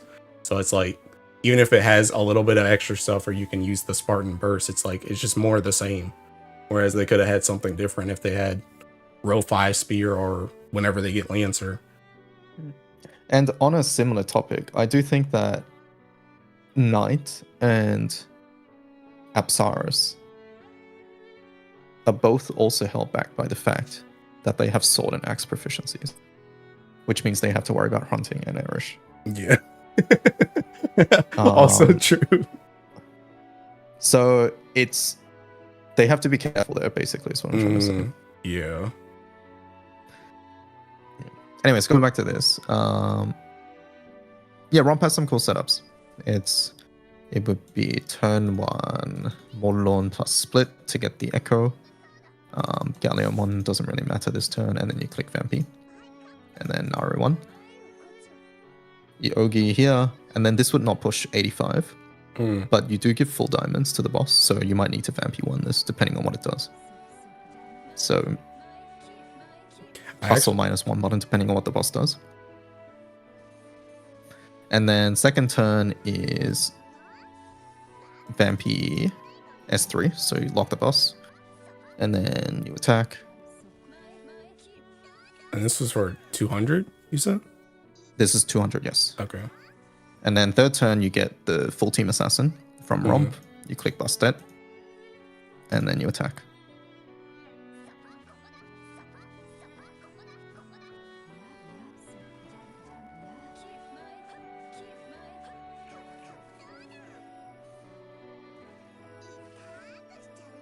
Okay. Is this what key is this for the This is Extremity on Opus and normal attack on Anklet. And So that's 615 mil. I actually have a question about the have you tried, this is gonna sound really dumb at first, but stick with me. Have you tried Bennu with Ramfire with the Versusia weapon now? Have I tried Bennu with Romp with Versusia? No, I haven't.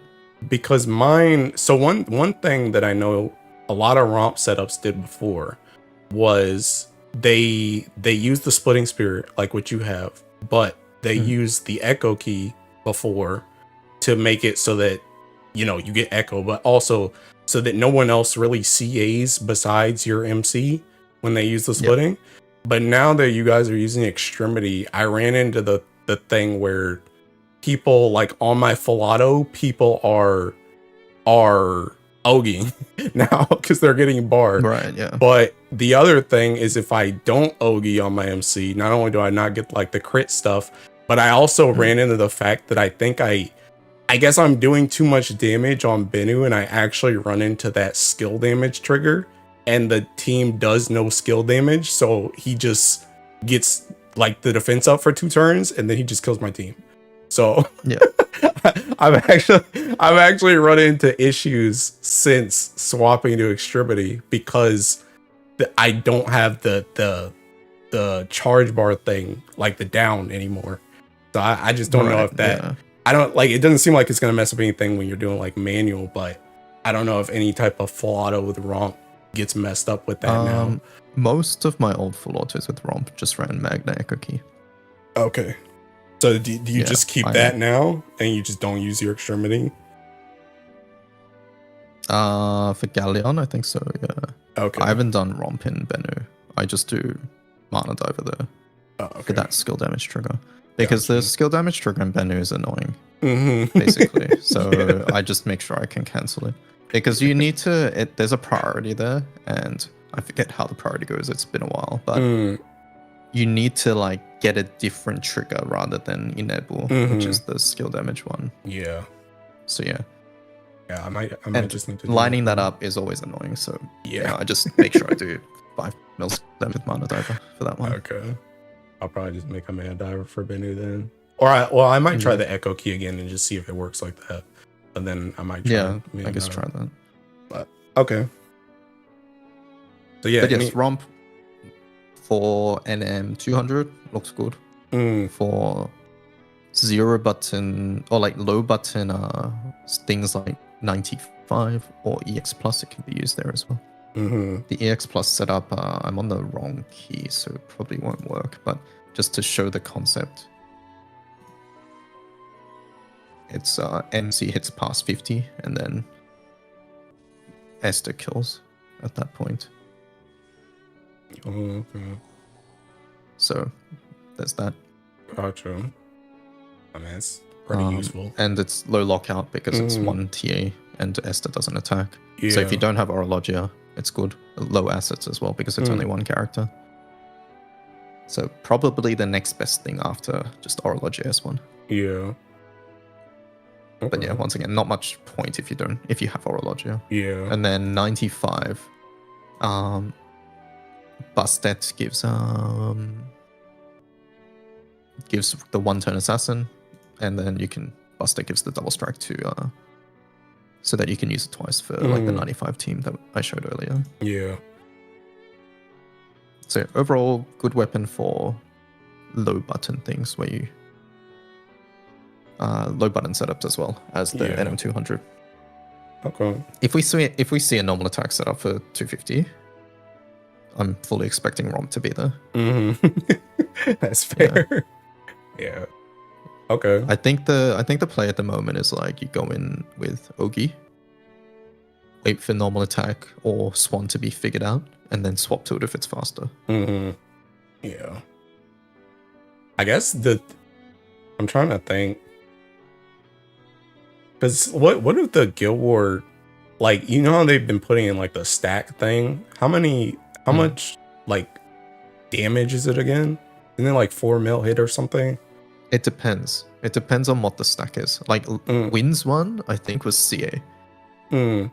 Like it was. I think it. I need to check. But yeah, it depends per Guild War, like what it actually is.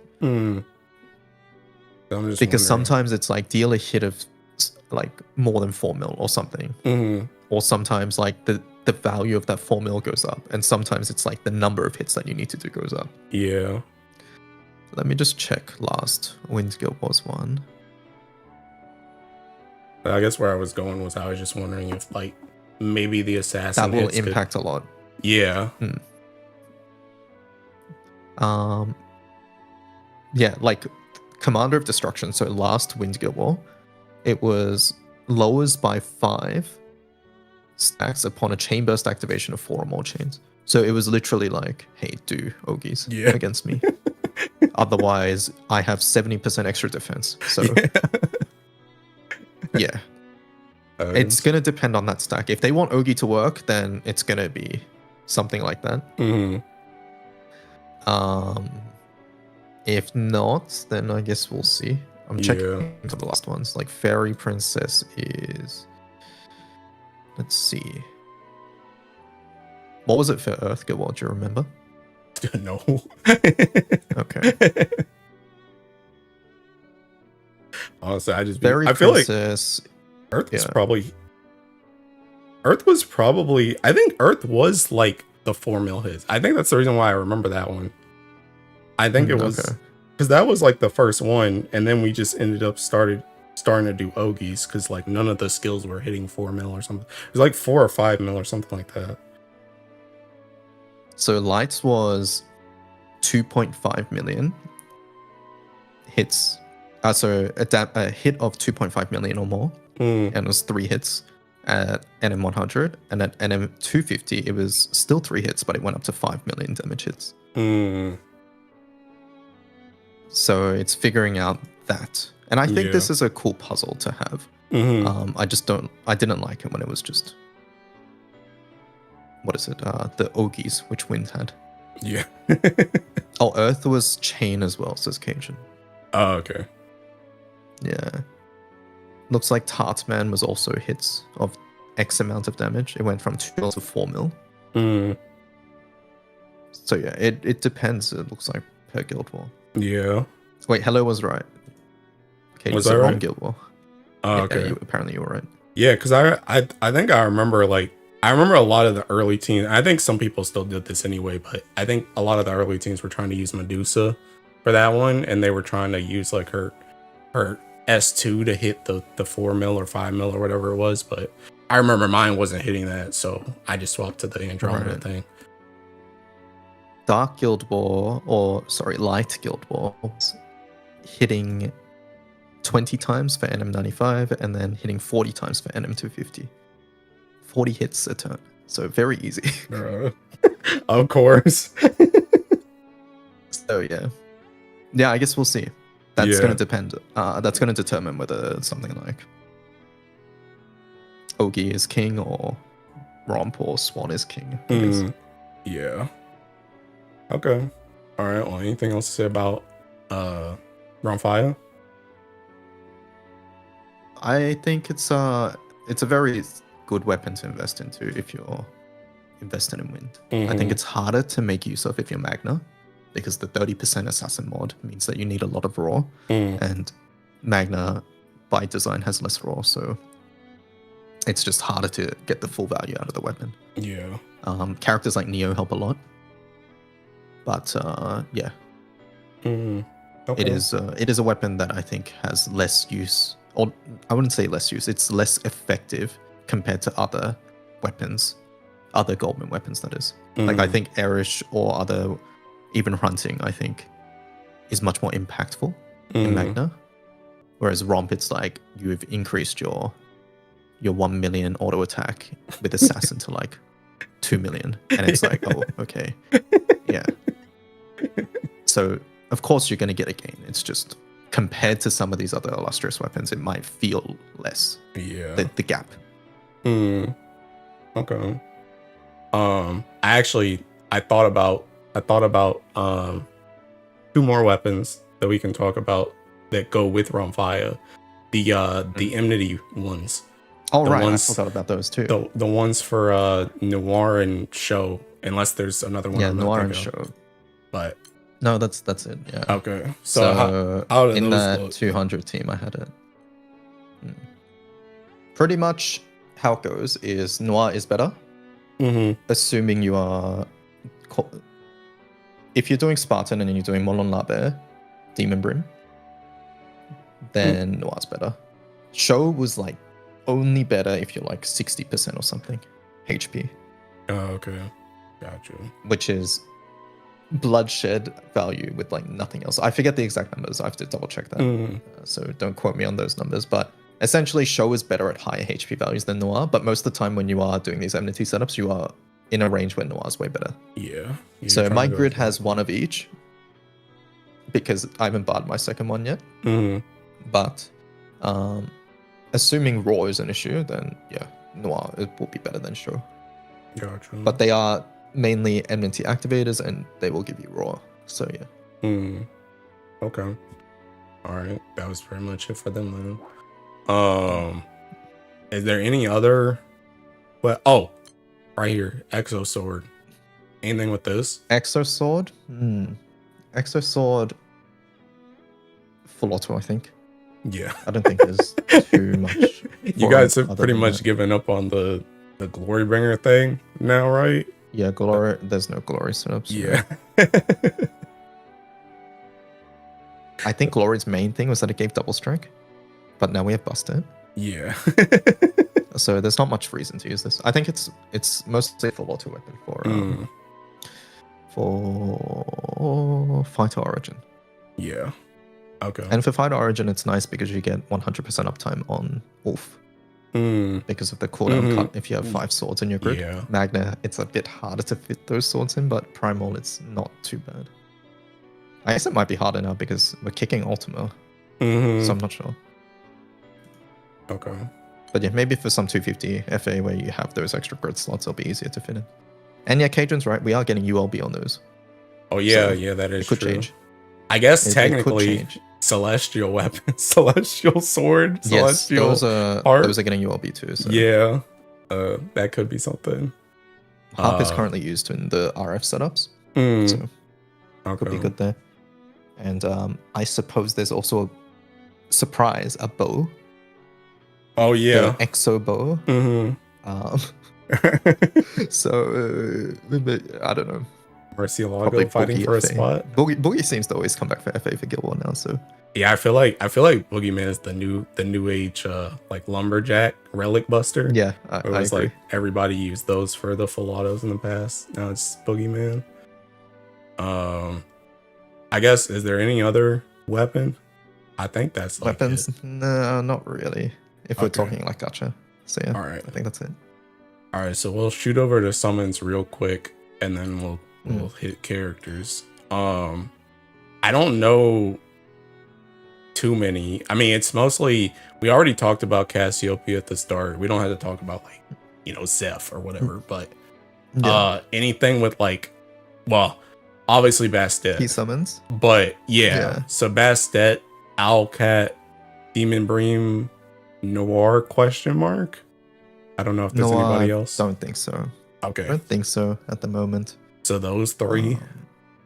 Yeah, so summon spots are very limited because of Yatima, as we talked about earlier. And yeah, this Guild War Yatima is going to be very, very, very big. And it's purely for the reason to call Bastet plus an Echo Summon. So similar to Fire, basically. Right? It's Fire calls Sun plus Red Hair. In Wind, we actually have a big variety of Echo Summons. So we have Owlcat, we have Demon Brew, and we have Summer Rose Queen. Oh yeah, I was. And forgetting each about do different things. Mhm.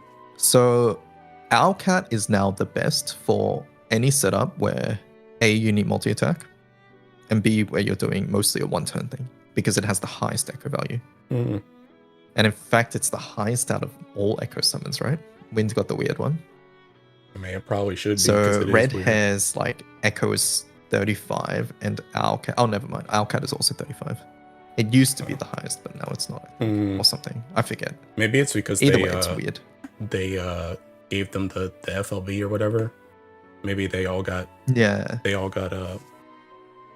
homogenized when that happened. Right. Oh no, I think what I'm remembering is that it has 2 turns on its buff. Oh, okay. But it's only 1 turn because, like you said, it's got homogenized. So yeah, normally the call has two turns on it, but with the buff, which makes it apply to everybody, it's only 1 turn with that. So it's the same as all the others. Gotcha. So if you're doing a 1 turn thing, Owlcat is the best because that is the highest echo value. And it gives the multi-attack, which is relevant for some characters, especially because our grid gives 50-ish TA, so this makes up the rest. Rose Queen is better if you are doing 2 turns, and you need her source of supplemental. She has like 20k or something on that. But Rose Queen, I think I've not seen any relevant Rose Queen setup this time around. Once again, I don't really play group, but Rose Queen is also useful for the fact that other people can cross it. Okay. So if you're doing grouping stuff, then Rose Queen would probably be relevant there. But once again, I'm not familiar with those. But yeah, the other summon is Demon Brim, which is very strong because it cuts your HP for Enmity, so Romp, Spartan setups, and the Echo lasts 3 turns, which is exactly enough turns for Romp's full turn assassin. Okay. So yeah. And you just at the moment, yeah, I was just gonna say Owlcat and Demon Brim are the Echo summons to really look out for. And you pretty much use Owlcat when you're just going, and then Demon Brim for like a bit longer enmity type stuff. Yeah, I guess. So right now Owlcat is for stamina setups, and which is the 1 turn or lower. Or like basically 1 turn setups. And then Demon Brim is for 200. Gotcha. Okay. Yeah. So yeah. And then Bastet. I think Yatima's role is interesting because like some Guild Wars it feels very whatever, and other Guild Wars it feels indispensable. Yeah. I and argue. This is one of those Guild Wars. I argue with people a lot, especially like Aku in my chat, because he's like a Guild War demon, and we always have conversations about like what's the best Providence summon, and I always rank Yatima pretty low, with the caveat of saying she's good in Guild War because you don't use Yatima a lot, and like I'm a full auto person, so like 360 days of the year I don't use Yatima, and then I might use her for like some of the days for Guild War, and that's like it. But he puts like way higher priority on her than I do, just because of those 5 days. But yeah, and Providence is hard to rank because what they do, it can't be replicated. Right? Yeah. So if you just don't have Yatima, you can't do it. Like if I didn't have Yatima, then these setups just don't work anymore, right? Yeah. So yeah, it's hard to rank.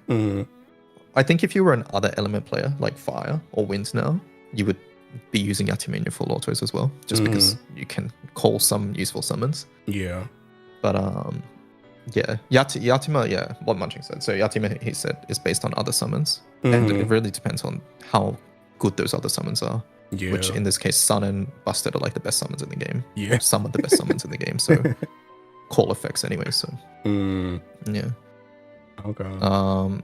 But yeah, there's those summons. I guess the other relevant Wind summons. Yeah, like I said, Noir, I haven't really seen anything. I'm not really sure where we would use her. There's not much room for her as well because of Yatima.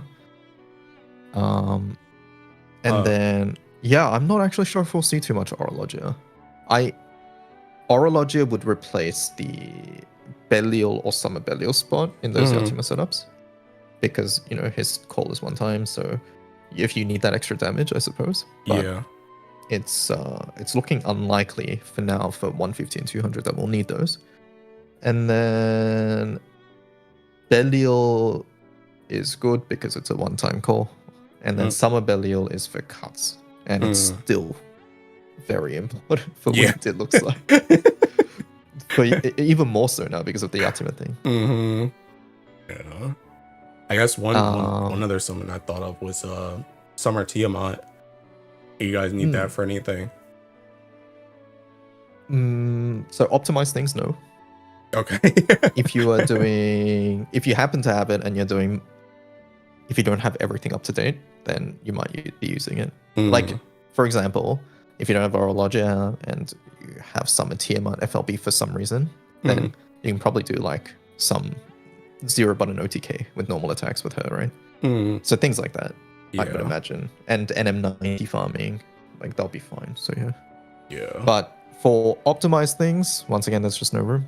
There's no room. When we have to cut Iwia, which is a really, really good summon, just because of how Yatima works, then that sort of illustrates how much room we have. Yeah, I think my Summer Tiamat is like, she's been 1 stone off for like 2 years, I think. And I was like really adamant about not doing it last Guild War because I felt like I could get through with it without it, and I didn't do it. And now I'm like, I think that might have been the best choice. I mean, it's only 1 stone, but I just haven't come to a place where I'm like, I really need this summon to pull the trigger on that stone. So I've just been sitting. Yeah, if you're not invested in wins, I think at this point there's not much reason. I think. Yeah, it's not like for Svelga where you would really like that 1 turn guaranteed. There's nothing that really, really needs it. And we have a lot of TA. Okay.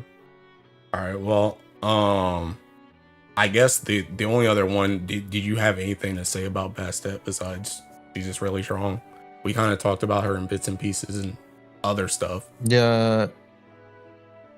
This will probably be one of the big skill wall gaps. Where you have the summon mod. Yeah. I feel like there's a lot of stuff for Wid, ironically, that you could get gapped on. Because there's like a lot of different weapons, summons, and characters that you could get even things like Belial, like Summer Belial at this point is old. So if you have him, like it's nice, but if you don't, it's really hard to get him unless you anti-ticketed him. Yeah. And oftentimes it's hard to justify anti-ticketing what looks like. Like he's just for sub, or it's sort of boring to do, right? And then you gotta 3-stone him too. Yeah, because otherwise you might die. So and like you won't know that until you like go into the raid. Yeah.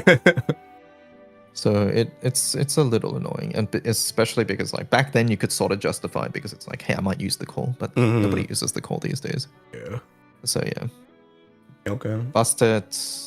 Yeah, the call effect is very good, but I think one very easy thing to forget about the summon is also the sub aura.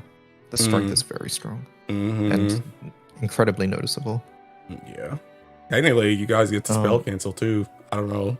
That'll matter, but spell cancel. Yeah, we'll see if that matters. It could. If we use Neo, no, it won't. Nara herself has dispel cancel immune, and Galleon S3 has dispel cancel too, right?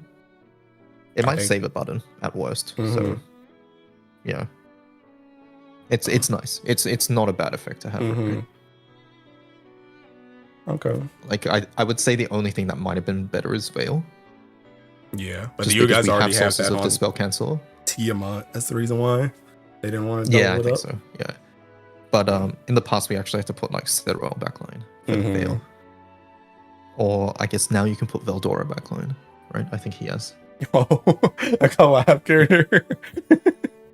Yeah, the collab character Veldora has it. Yeah, so yeah, he has the debuff immunity. So yeah. All right. Okay, so I think that's pretty much it for summons then. So then it's characters. Okay. I guess I'm on Eternals right now. I'm guessing there's nothing for Siete. The Guild War? Yeah. Okay. Unless they suddenly say 250 is now a version 2 raid. Yeah. You have to cancel moments. So I think he had his time. He got his use in Versusia. So Neos. I mean, he's still useful, right? So yeah. That's his place. Guild War's not his place. Yeah. So Neo, though, I have exactly 19,999 attack on my Neo, but so you have had her in a couple of these setups now, so I'm guessing Yeah. she's pretty useful. Yes. Yeah, and she's a character who I hadn't tested recently because I just sort of forgot about her, really. Because it's been a while since Neo's been useful in normal attack setups. Yeah. Because she was good in like a couple years ago, I forget when. And then she got replaced by Vampy for the most part. Because Vampy gave so much overcap with her S2 damage cap and the Echo. Yeah. And back then, we ran Echo Key. So side A Echoes was already taken care of, so Naru passive wasn't a thing. But now, I mentioned earlier, but basically her S3 is an Echo button with Naru because we run Extremity in the grid now. And then she gives a lot of Raw. She's always given a ton of Raw. But now she gives even more supplemental with her domain bonus too. So how quite much useful. is that? If we see a NM250 normal attack setup, it's gonna probably be with Neo with her S4 as well. You know how this much character has a lot of utility. You know how much supplemental the thing is? I never actually looked it up. 30k, I believe. Oh, okay. Yeah, so it's 30k that stacks with Keen. It's a different side. So by clicking her S3, you are getting 80k supplemental because Keen gives 50k, and then her passive gives 30k. Pretty So strong. this third skill is really it's a high value click. By clicking it, you get Raw from the crit rate. You get Echoes from Naru crit. You get Keen supplemental. You get her passive supplemental. You get 10% damage amp, so 10% overcap as well there. And then the tune makes it so that your team takes less damage too. And you get a shield on top of that as well. Yes, and you get a shield on top. So very, very valuable click, the S3. And her existing in your team just gives you stats as well, right? From Melody for another. 10% perp, defense, and then 10% cap and dispel cancel. Yeah. So yeah, just kind of stacked. Yes, very, very stacked character. Like there was a point where we were saying like, well, at least where I was saying that Neo is probably one of the best Eternals. And then for a while it looked like she was falling off with characters like Iuya coming in and then Vampy. But now I think she's definitely sort of reclaimed her spot with how the meta shifted. Good. I like Neo. Yeah, I like Neo too. So for 100, 150, I think Neo will be very core in part as those teams. And then for 200, I'm not too sure. Mainly because Vampy has the ability to stop the boss from doing anything for one turn. We might not see her there, and the big benefit of going Enmity is that you get a lot of Raw that way. So we've lost one of Neo's very strong things, which is the Raw. So Vampy solves sort of two issues there by being able to lock the boss, and she gives a lot of overcap, but it's hard to reach that cap, but in Enmity it's easier. So for 200, I'm not too sure.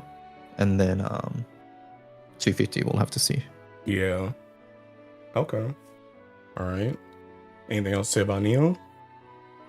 Not really. She's a free character getter. Yeah. If you don't. A free character that does a lot. So.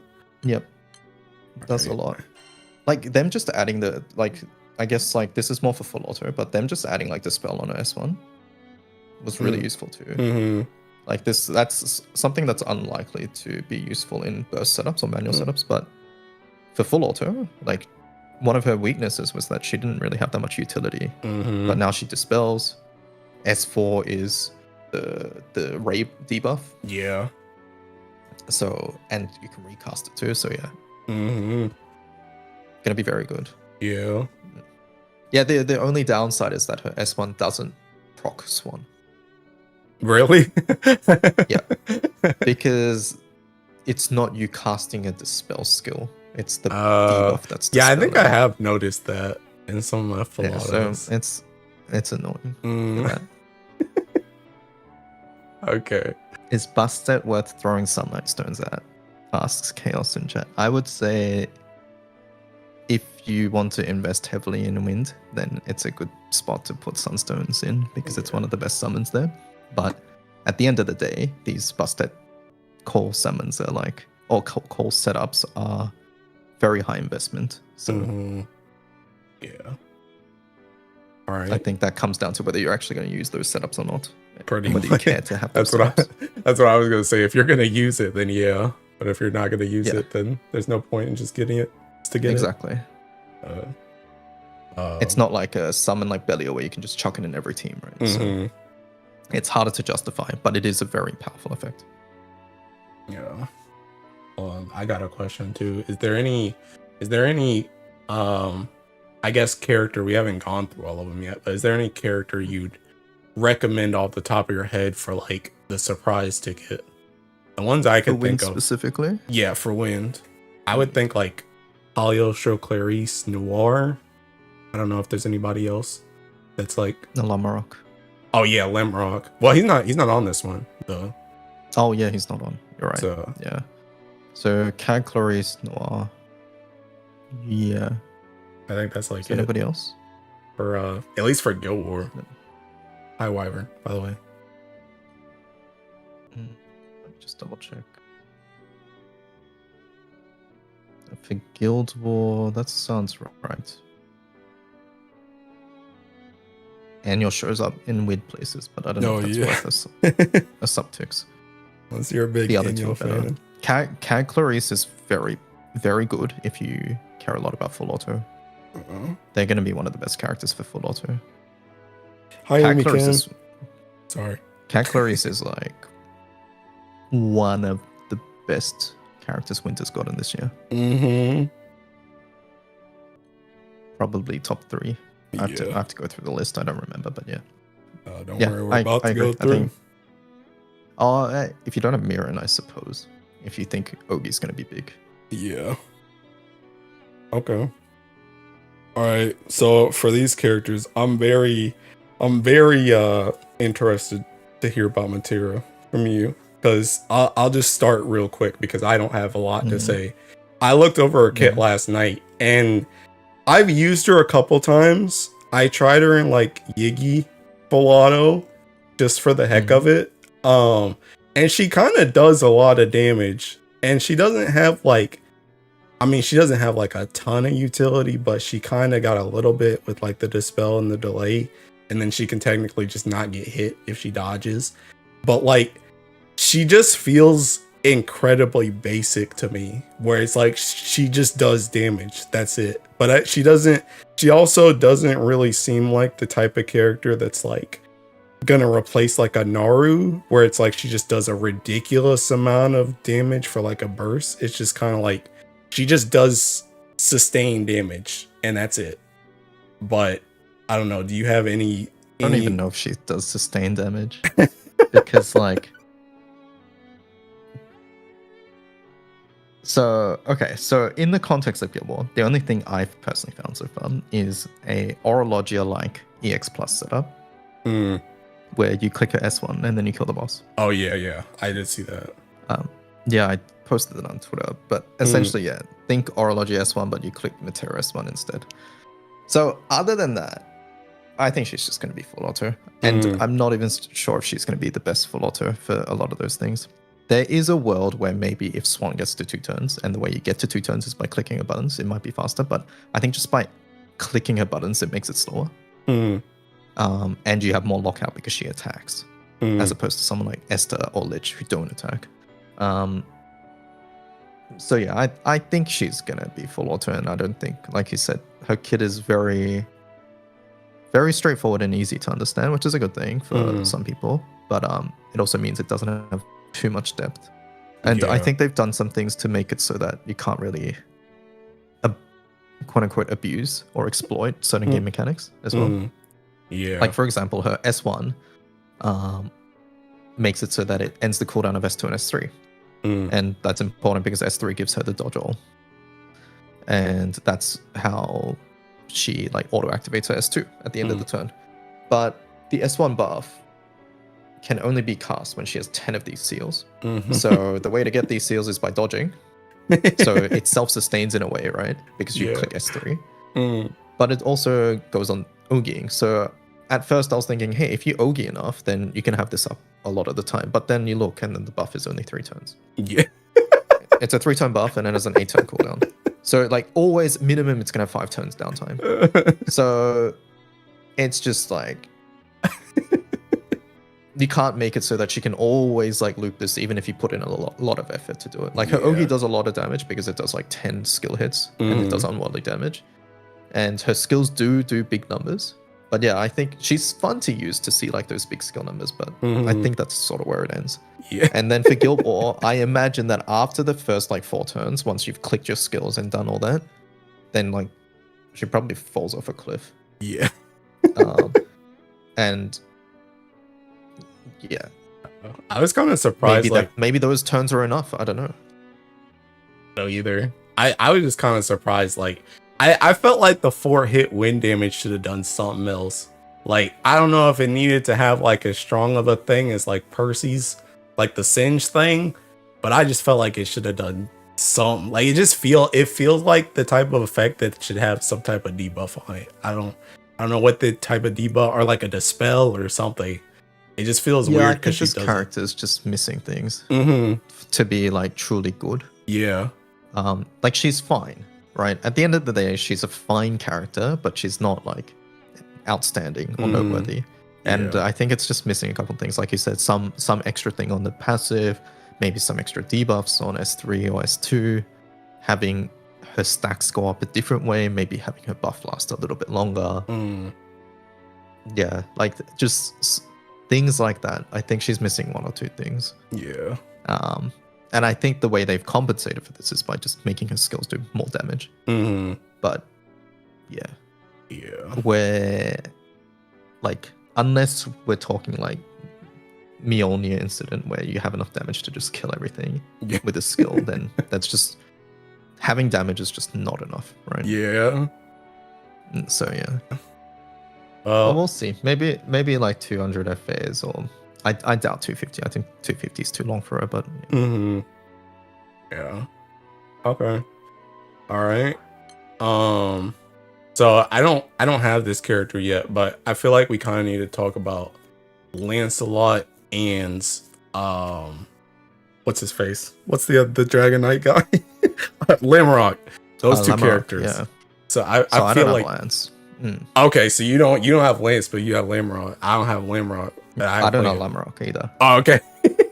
I'm waiting for the wind. You know how every Guild War they do that purchasable thing where you get a character you don't have. So Lamrock and Spinner are the only characters I'm missing. I can subtick Spinner now, which means I can make Lamrock appear on that. Yeah, I didn't even put Lamrock on my the pick scam today because I'm planning to do the same thing. He's the only one I'm missing. Oh right, okay. So I'm just gonna buy that when it comes out. But I do feel like, so I guess I can give you a little bit of perspective on Lancelot, and then I guess we can piece together Lamrock because neither one of us have him. But Lancelot, I actually tried him with Matera because they both kind of have like that dodge skill damage thing going on. So yes, the Lance's condition is better. Yeah. which I already criticized, by the way. When he first came out, I said Lance's condition, which is that he must take no damage, sort of sucks in the year 2025, moving on to 2026. And I don't think what it does is even super like it's not that good, I think. And then Matera's is worse because it's specifically dodge rather than not taking damage. So yeah. I don't know. I mean, he's like, and I made a video about this that was like a stream segment I was talking about my issues with wind like a couple of weeks ago. And like the thing about it is like Lancelot, to me, he works and he's fine, and it's cool to see like the skill damage go off and like hear the pumpkin popping sounds and stuff when like every single time somebody attacks and he does like a follow-up or something. But it's just like, I don't know, it kind of feels like Matera too, where it just feels like he's just doing skill damage but nothing else is really happening. and it's like I don't know, after a certain point it just feels like it's not enough. Like it feels like the damage is just not enough to do what I need to do, but I don't know. Yeah. Maybe I'm wrong.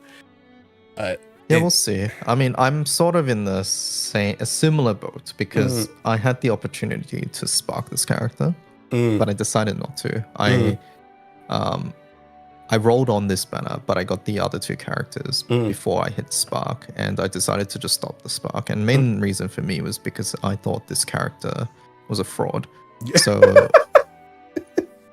we'll see if I regret that thought. But yeah. At the moment, I don't think this character brings anything super specific outside of full auto. Yeah, and that's another thing too, especially for you, because I know you always go like super hard on wind. I don't think he'll be useful for you like at all. I think it's mostly just the full auto gamers that are gonna use him if anything. So, and that's why I skipped it. Like the only reason he would be used is if Swan is good.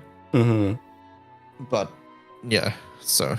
Well, I guess we'll see. But part of Swan's power, like last Guild War, was not just the fact that Swan is good, but the fact that you can take turns quickly because Esther and Lich don't attack. And these characters like Matera, Lance, they all attack as well.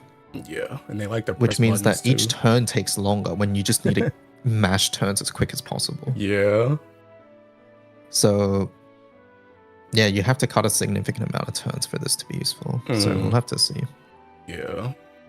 Okay. If he ends up being good, then I guess I'll anti-ticket him. But yeah, at the moment, I think he's just full auto.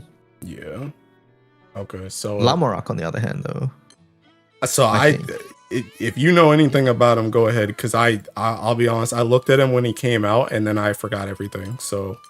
Lamorak is probably, unless I'm forgetting somebody, he's probably Wynn's best character release this year. Okay. No, the character's good. Character's very good. He's definitely gonna be one piece to a non-Ogi setup in Wind in the future. I think. For Sucia, maybe not, because those omens are sort of insane. I think for Wind outside of CRT, but we'll have to see.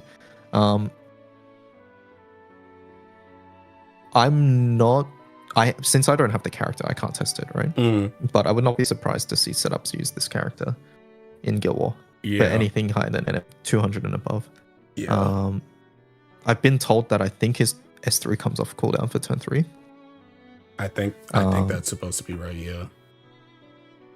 Yeah. So that lines up with like Romp turn as an example. Yeah. And that's mostly what I've heard about him with is the Romp fire stuff. Yeah, so I think this character will. Once I get him, I'll be able to test him out. But at the moment, he's like sort of dark horse, if you want to put it that way. Where he's not like surface level, extremely strong like Naru or whatever. But if he pops up, it shouldn't be surprising, basically. Yeah. Okay. All right. Killua? Killua? Anything? Okay, he's good for permanent wind content. Guild Ball, I don't think so. Because he relies on, once again, a very unique effect in wind. I've not seen it on other characters. It's that if he doesn't take damage, then he does stuff. Oh, okay. Okay, got you. Yeah. Got you. All right. Like, no other wind character does that, right? I think. But yeah, if he doesn't take damage, then he gets to click his S1 again. And he attacks twice when he doesn't take damage, so... Well. Yeah, for permanent wind content, it's actually good because Bennu is single target attacks, so into hiding works, which is part of his passive, and then Galleon doesn't attack at all, so... Yeah, he's good there. Okay. But Guild War, I doubt it. If the Guild War boss doesn't attack, then maybe. All right. Call Illustra Clarice. I'm guessing. I mean, they're pretty much full auto. Full units, auto, yeah. But you think they'll show up at all for Yes. Guild War? Okay. Yeah. Yeah, I like. They're going to be in a lot of full auto setups, I think. Yeah, this is like my favorite win character in like the last year that I've had. I They're like all very the good. nukes and stuff they They do. have a lot of things packed into their kit. Mm-hmm. Um, healing dispel twice, and then the S3 giving a bunch of defense and auto revive for Guild Yeah. Ball, I think will be really nice. Yeah. Like that auto Yeah. res has been useful for things like the CCW raid FAs Mhm. too. Yep. So yeah. Yeah. Yeah, you will see this character for full auto, I imagine, for 250 and maybe 200. If you can't burst 200, then you'll probably see it. Yeah. But I think that real place will be 250 Yeah. for most people. I mean, maybe 200 for most people then. I don't know.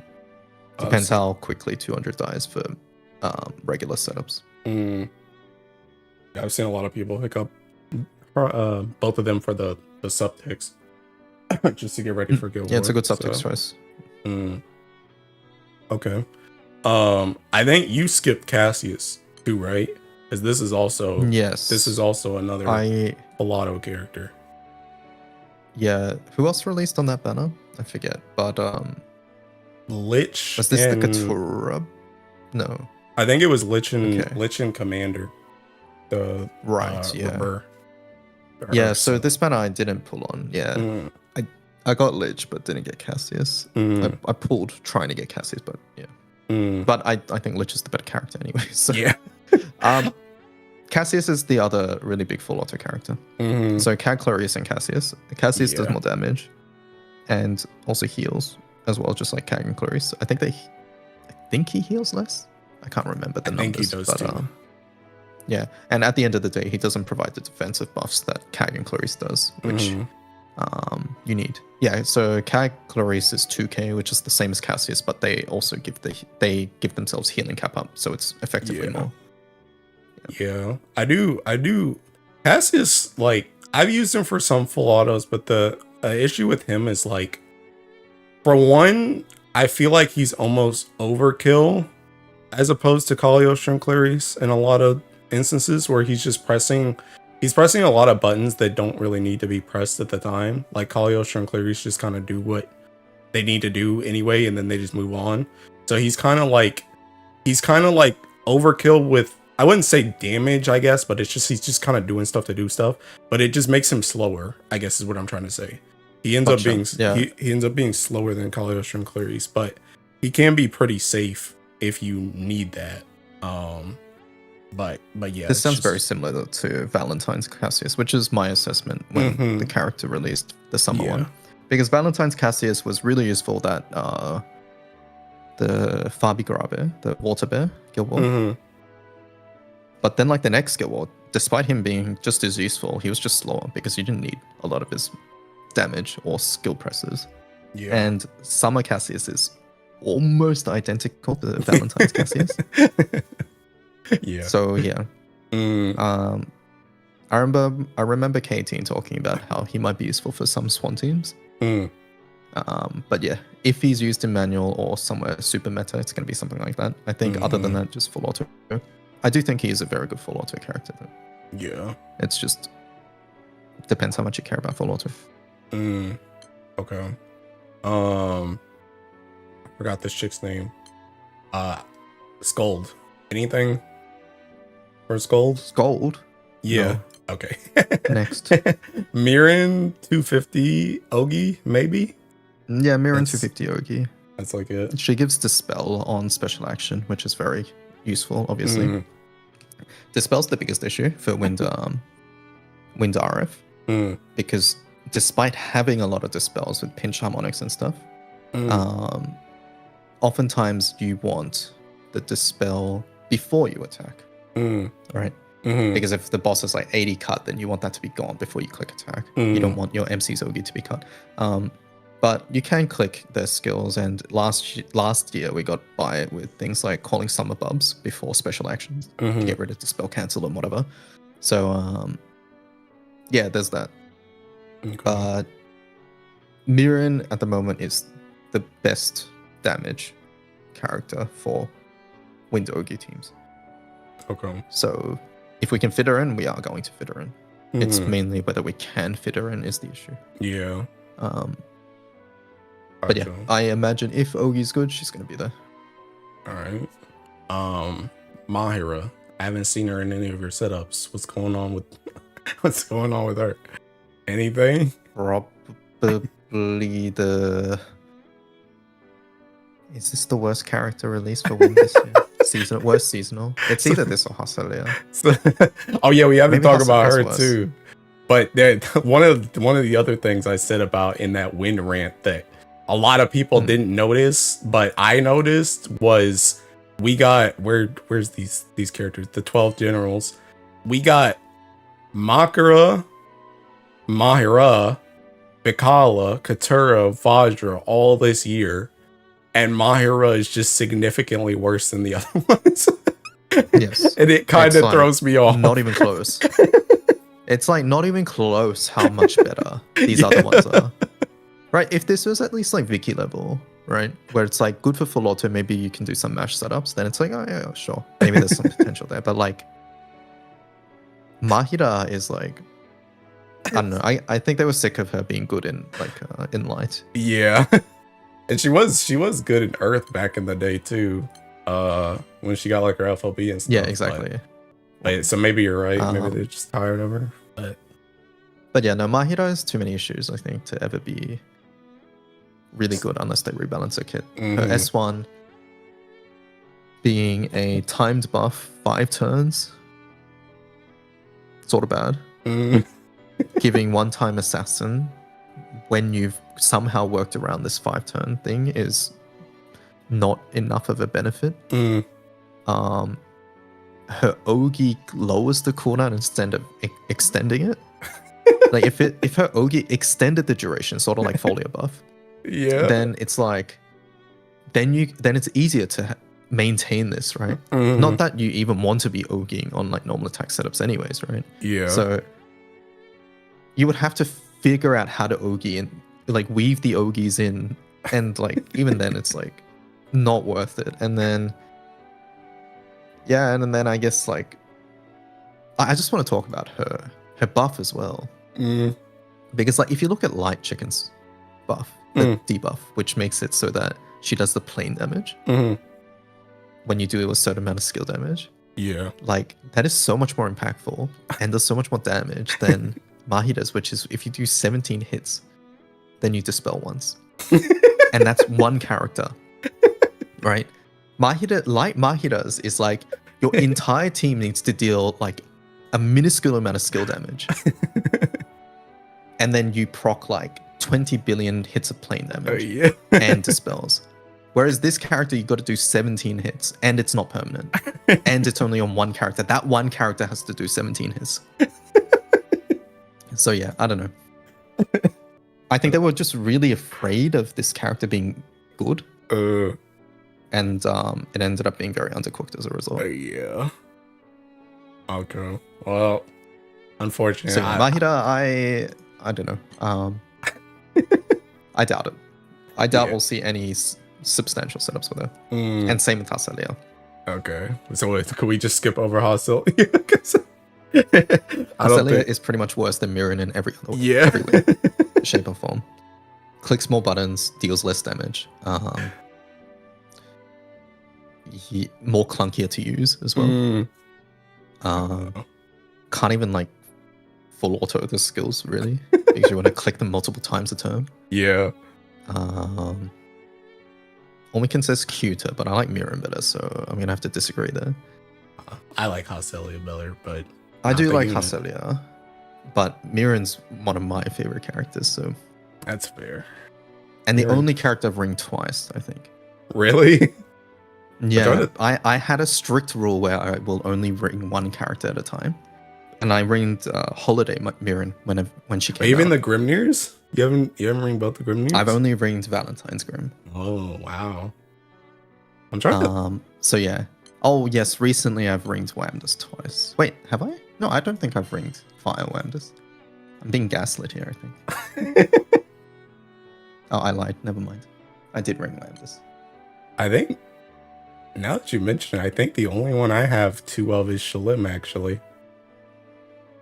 I think that's my only double. You are something else. I forgot I did that for Fire Guild Ball. But yeah, Wamdus and Mirren I've broken the rule for. So Okay. I like Mirren. Mirren is cute. So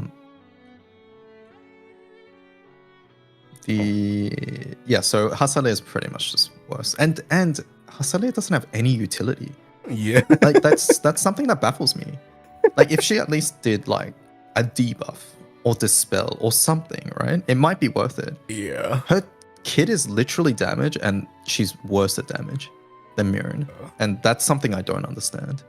Mirren has debuffs, dispels, and a team buff, and the only and charge bar gain for the team, and Hasaleh only just has charge bar distribution to the team. Yeah. Like I really don't understand what they were doing with this character. I honestly have to think, like, during the summer stream when they decided, hey, we were gonna show Hasaleh, and like when it came up on the screen and everyone cheered, I can only imagine what they were thinking, knowing they were gonna release this kit. What what was going through their minds? I wish I was a fly the on the only wall. positive thing I can say about this character is the art is good and the sprite is good. Yeah. So it's a good skin for my water Hasaleh. Yeah. I know some people didn't even like that. I know a lot of people didn't even like the sprite. They just went back to the water one. So yeah. I don't know. Yeah, I don't know. Okay. I expect rebalances. Yeah. For both characters in the future. Maybe not soon, but whenever they do, like because recently they've been rebalancing like old seasonals that are just sort of bad. So yeah. As actually we can talk about. Do you have Sandolphin? I do. I haven't really used him too much though. Okay, so nothing there. Um, because I know people were excited about him getting a rebalance, but I don't have this character, so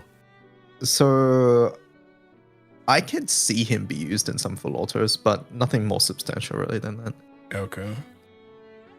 I'm gonna be honest. I don't even know what he did before the rebalance, so I don't know what happened after the rebalance. Well, before the rebalance, he looked like a Sandy counter because everything he did was based on max diamonds. And since not Sandy counter, C counter. Okay, gotcha. And since C has a bunch of diamonds, that's where he looked good in. But then, the more we did C, the more we found out that you just have to play the game differently for C. Yeah. And this rebalance made it so that he's a better character overall, but being a better character overall means you're worse for C. So yeah. That's the issue. Wyvern brought it up in my chat, and I did see Cajun test him in Belial. I don't know what's going on there, but Wyvern said yeah. So Belial is where people are using him now because he has delay on Ogi, and he gets 100% charge bar if the boss has full diamonds. Okay. So if Belial's on Anagenesis, he will delay, basically. Oh, okay. That makes sense. Yeah, and he has and Belial has a lot of max diamonds, so he gets benefit from that. So yeah. Okay. So there's something there. I tried making Sandy work the other day. I couldn't make it consistent. And I know that Cajun has had trouble making Sandy not miss his delay on his Ogi. You gotta use debuff success. I had to do it on Medusa. So yeah. Maybe Belial. But Guild War was he has a dispel, he has a heal, he has a clear, he has veil. Could be okay. I think there's better characters though. Yeah. We'll see. It'll be cool if he shows up, honestly, because I'd be happy to use him. Yeah. I mean, I don't have him, but I would just like to see him because I've seen him maybe like once a year, honestly, since he's come out. So just never really seen the character show up. So any of these characters, so Joy, Shion, I forgot the Nejima guy. Is it just Nejima? Is that his name? Or Are these like characters that released this year that we're talking about? Well, I'm just usually the way I do this is because I pretty much have like almost all the characters. So I literally just go through my character list of the recent, and then I go backwards. So just Joy has like a dispel, I think. maybe there's some like, you know, those weird setups that pop up every Guild War where they make it so that they line up Saruman S3 to be like with 50% or something. Yeah. So maybe there's some joy thing where you time S3 with like 50%, but yeah, no. Other than that, no. Okay. I doubt it.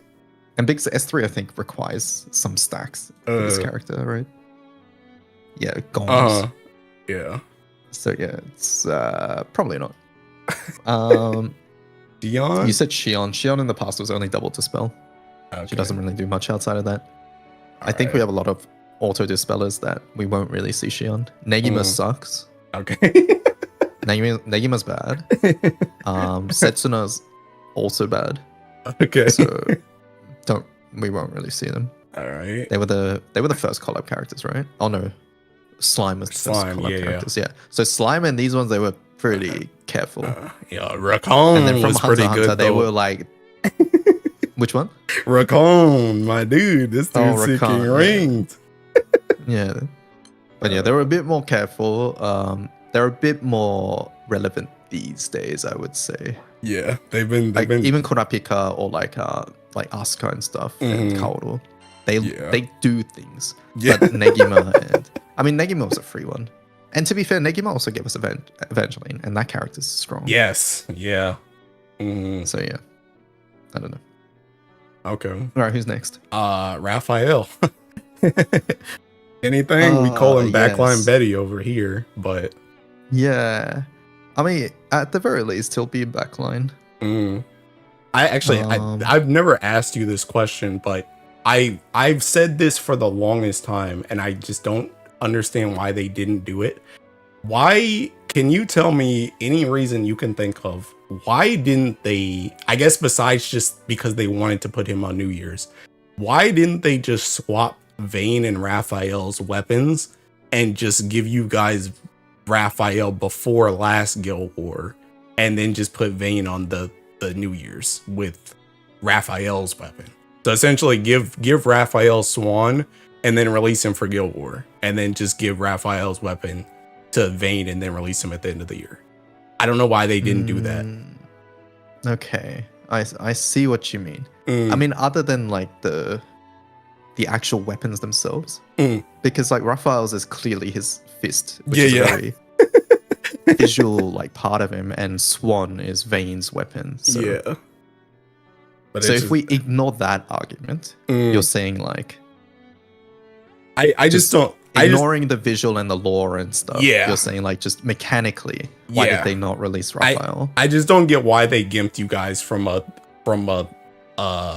Primarch when they gave you a character that wasn't going to get used, and it was only used for the weapon anyway. They could have at least just given you the pass. I see what you mean. It just doesn't make sense to me. I think it was relevant once where we needed 3 fans for the Swan setups, right? One of them we ran 000 main to get the damage from calling 000 and then to use Ulf with a charge bar.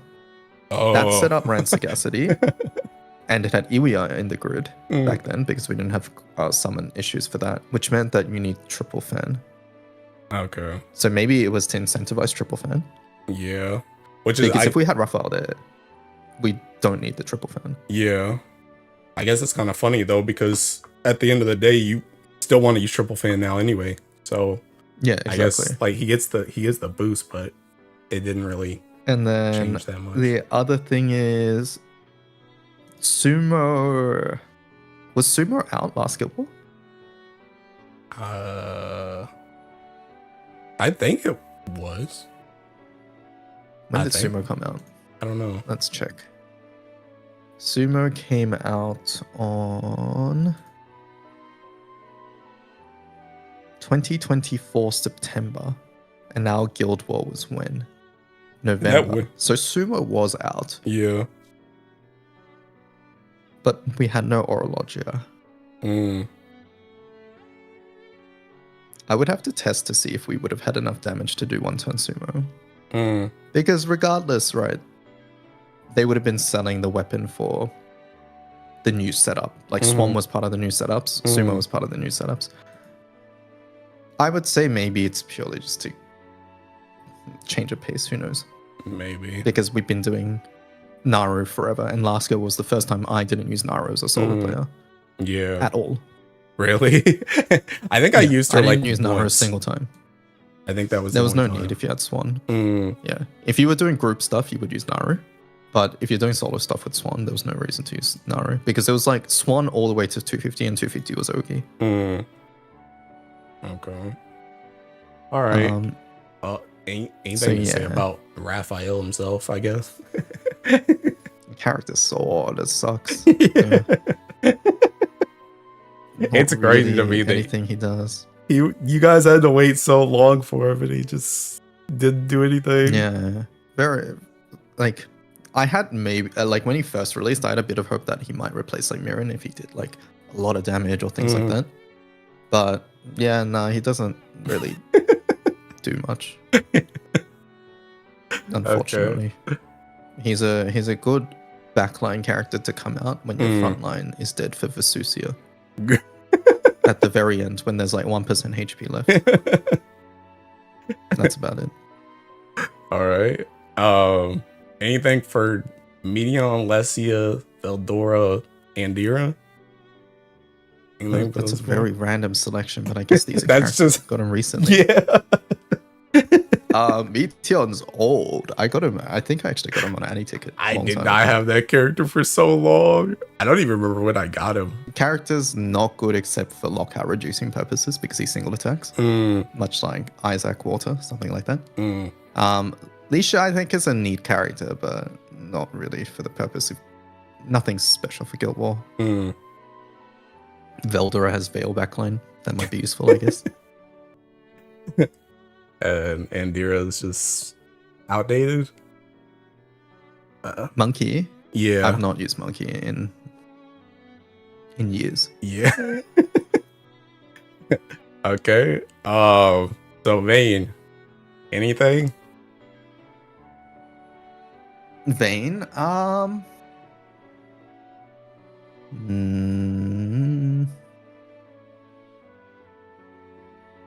Maybe for full auto. He does a dispel every turn, and he can tank the first couple turns. Yeah. I can maybe see it. Like for like 250 full auto or something like that. Yeah, that's glad about it. You can see it because I can't. So. All right. Noir. She has Noir decent depends stuff. on Terra. Firstly, Noir is good. Oh, Noir's very good. Terror. Okay, yeah. Yeah, Terra. So her S1 debuff depends on that. But even outside of that, she does a lot of damage. It's just hard to test because her passive activates when 50%. Yeah, the boss is 50%, which means and it's not too hard to test. You just click her S1 to be fair, because S1 activates the passive too. But yeah, character does damage, and the other thing is she can really make use of Romp's full turn assassin without being in the busted slots because she gets double strike on her own with S3. Yeah. So character's good. I've not personally found a setup for me where I save time by using her. But you can, for example, if you don't have Neo or Vampy, you could use her. Yeah. Right. Yeah. This is assuming her S1 works. For like 150 or 100. I mean, for 100 it should work. It stopped working at 150 basketball. Yeah. Yeah. I'm curious how they're gonna do that going forward. The Terror thing. If they're just gonna say no to everybody, or if they're gonna do specific Ellie's. Yeah, I wonder too. The other thing is she's a free weapon as well because of her passive. She gives attack based on how low her HP is. So for Romp, Spartan, this can be really useful. Yeah. I think we'll see her. I think we'll see her a couple times. Whether she's going to be the best or not, I have to test more and more. I guess time will tell. But she is very high up on the list of strong characters that we have this Guild War. Yeah. Okay. I got a question, but I don't know how to answer Mm. this. They said, how's Mirren at 100% GTA with Halloween, Lancelot, and Lamrock? I have no other options for my Wind OTK, bro. Wind OTK, so EX plus. How are we So, getting 100% bar for Mirren? Are we strike timing? your guess is as good as mine. Well, no, I don't Okay. think they're saying 100% bar. I think they're saying TA. I think they're trying to auto attack. I don't know what. Oh, I thought they meant 100% bar because she gets guaranteed TA at 100% bar. Oh, I see what you're saying. Oh, I don't know. Okay, so if we get Lance, doesn't she start with 100? Does she? I forget. Maybe she does. Question. I always start with cuts, and cuts gives bar. Does she? I don't think she starts with 100 unless I've misunderstood a part of her kit. I don't see Live anything. tech support. Oh, it's cats. Yeah. It's cats. So no. She doesn't, right? Yeah. Yeah, it's just I always use her with cut. Yeah, she starts with 30, like everybody else. So yeah, you gotta figure that one out first. I guess a lot of guaranteed triple attack characters in Winds though. We have Nara, we have Valentine's Grimnir, we have Doesn't Galleon have Noir if GCA? the boss is under 50% HP. We have who did you say? Galleon? Does she have it? Yeah, Galleon, Summer Galleon does as well. There's a lot of options. So who was in this party? Yeah, there we go. Yeah. okay. I don't know what Lamarok does there though. I don't either. Does he auto nuke? I don't know. Would he auto nuke? I don't know. But there's gonna be a lot of Wind OTK options, I think. Personally. Yeah. If I run Mirren, H Lance Lamrock, do I opt for a skill supplement Magna or stamina crit Magna grid? Whichever one kills the boss.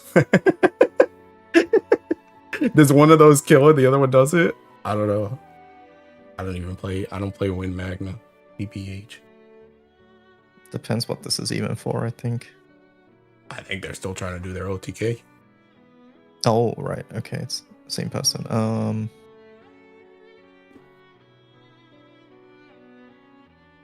don't know. I'd have to test. Not sure. All right. I think you're better off trying to just Bub's attack or something at this point, I think. Or do like, if you don't care about lockout, try to do some type of Ogi something. Just kill it that way. Go old school. Yep. It was an OTK question, Cajun. Whether they run a crit or a non-crit grid. Basically, Grimnir Harp or not. But I haven't tested any Magna setups in forever. I'm not familiar on Magna. I guess, have you seen anything with the Viking CCW for OTK? Viking CCW is always around. I think. Did you make a setup, Cajun, with Viking CCW? I've used that in the Cajun past. says, I think crit is only worth it if you're doing Naru because you get the echo passive, which makes sense. Yeah.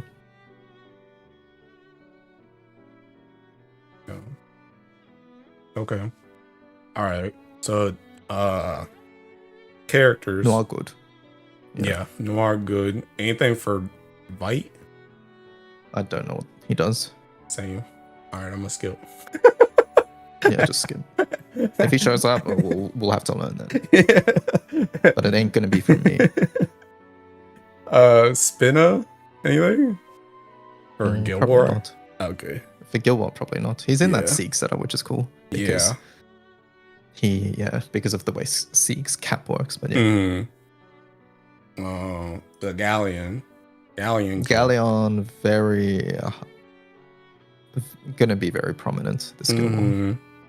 Yeah, she was very good last time too, but she was very good last time. This time she's gonna be just as prevalent. S1 very good, especially with Romp. Even without, yeah, it's just a good skill. Mm, And the other thing is she fits in both Swan teams and normal attack teams, which is sort of cool mm-hmm. because of her passive. Yeah. So yeah, currently she's in every single one of my burst setups Yeah. up to 200. Mm, So yeah, good character. okay. Also, Spino works for Seed because Seed caps your damage, and then you can do the Yes, exactly. the flurry. So you're technically getting lower hits, but you're still doing a lot of damage. Yeah, because like for example, Naru does like let's say 6 million autos, right? But Seed capture damage to 2 mil. Whereas Spinner, if you did like 2 million autos, but they're all split into like 300k like instances, then you still do your full damage as Spinner. Yeah. So that's why Spinner is good in Sieg. So Flurry is good in Sieg is essentially the point here, I suppose. Yeah. Oh, and one thing about Galleon is that she gives a bunch of buffs to Sumo MC, which you need to hit that 18 threshold. Okay. Anything for Ami, Azusa, whatever this character's name is. The dog. Yeah. No, I don't think so. Okay. I don't think for any of those. Maybe budget for Lotos for Army, but that's about it. Okay. Anything for Eliza? I know like 2, Eliza's 3 a fun Guild War? character, I think. You guys like mashed with her or something. Yeah, there was that skill mash Guild War before Romp was found out. This was back when NM200 was new. But it's a long time since then we have better skill mash characters. Yeah. Okay.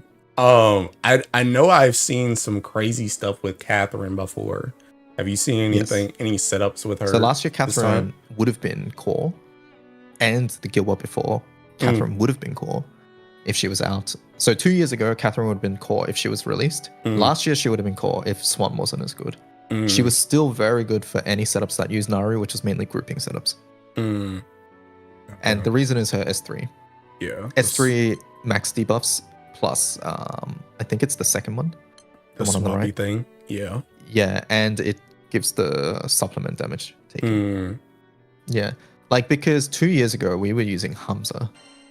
Yeah, summon. I remember that from you that you had to like stone it or something. I had to use Hamza, right, and that was the best 200 setup.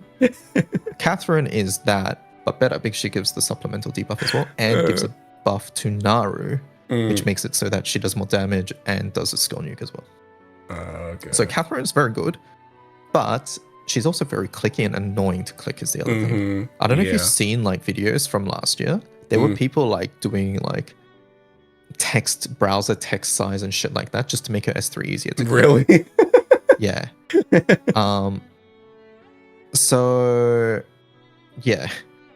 Now this year, thankfully, so far, I've not seen a setup that requires Catherine S3 for solo. Once again. Okay. Right.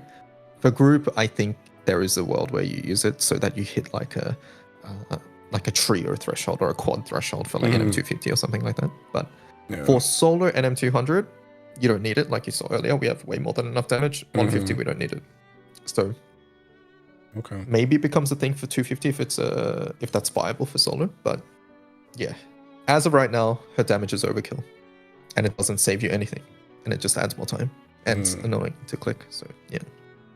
Okay. Anybody on this page from Catherine to Ewiar? Catherine to area. So, any of these. Richard is a budget full auto buffer who gives echo. I don't think he does much else other than that. Seruel has Veil backline. I always get told by my chat, and every time I say this sucks ass, which is the Tune team, which is the Karo, Cantate, like those guys. Yeah. I doubt it. Like, but I don't know. You can try it, I guess, if you haven't. Playing Rucksack Battle, bro. All the Ticking Hearts. And then Lily has like a couple of dispels, but I think we just have way better characters for that. Yeah. And then finally, Iwia is a buffer who has like pretty much no utility now. Mm-hmm. If you're missing Neo, I guess, and your team needs a buffer, which is unlikely if you're just doing full auto. So yeah, Yeah. that's what I think. Okay. All right. Nectar, anything? Don't Nah, think so. pass. Okay. Kaguya, anything? 250? Kaguya, maybe? people use it once to get the 100% debuff res, Oh, okay. but it's very slow. I think you just run Lumberjack or Paladin at that point, honestly. All right. Yeah. Vampy. Vampy good. Vampy good. Vampy's always weird because like I was comparing her with Neo earlier, but yeah, it's basically the constant battle between Overcap and Raw. Now Vampy's other very useful thing is her S3. So yeah, being able to just prevent the boss from doing anything is obviously very powerful. And so far, there hasn't been any single thing in the game that resists this, as far as I know. Yeah, I think they have to do the thing like Fall, where it's like you can't use a one turn thing. So I guess so. Yeah, I think it has to be like the debuff dampening. Yeah. So unless that is a thing, she's gonna be good. So yeah. Yeah, character's good. She got downgraded on the tier list recently to 9.8, I think. I saw that. Like that. Yeah. I don't think she was ever a 10, to be fair. I think she was like 9.9. I think 9.8 is a bit harsh. I think she is probably 9.9. Yeah, I think she's still really good. Yeah, she's still good. Exactly. Okay. Vayne, another backline character. Yeah, just backline. That's it. Okay. I'm guessing not these two. Well, this one has the backline thing too, right? It has backline, but backline's full in V1 and non-Vesusia, right? It's gonna be backline will be one character will be Cuts because he has to come into the front, and Esther will be backline. Okay. So yeah, no room. He's just worse than Mirren, pretty much for damage purposes. And Katura will be part of the RF Ogi teams if that ends up being important. Katura is very, very good. That character got a 10 recently, right? I don't know. I wouldn't be surprised, to be honest. She's in like. I think Katura was the one upgraded to a 10. Character's good. Yeah. And like for budget Ogi, right? Like if you're new to the game and you just want to EX plus the boss, you just click Katura 1 as well. Yeah. And that's your OTK. Like it's 10 billion seconds lockout, but if you're new to the game, you don't care about that. I'm a known Katura hater, but I'm gonna be real. Okay. Both of her units are kind of disgusting. I'm not gonna lie. Like this one, I really like because I beat Versusi on all the elements now, and unironically, besides Earth, Wind was actually probably my second favorite one to play.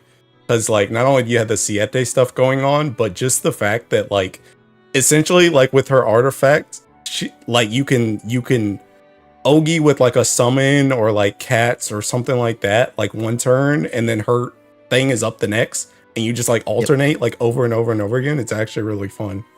So yeah, she's pretty good for the Ogi stuff. But okay.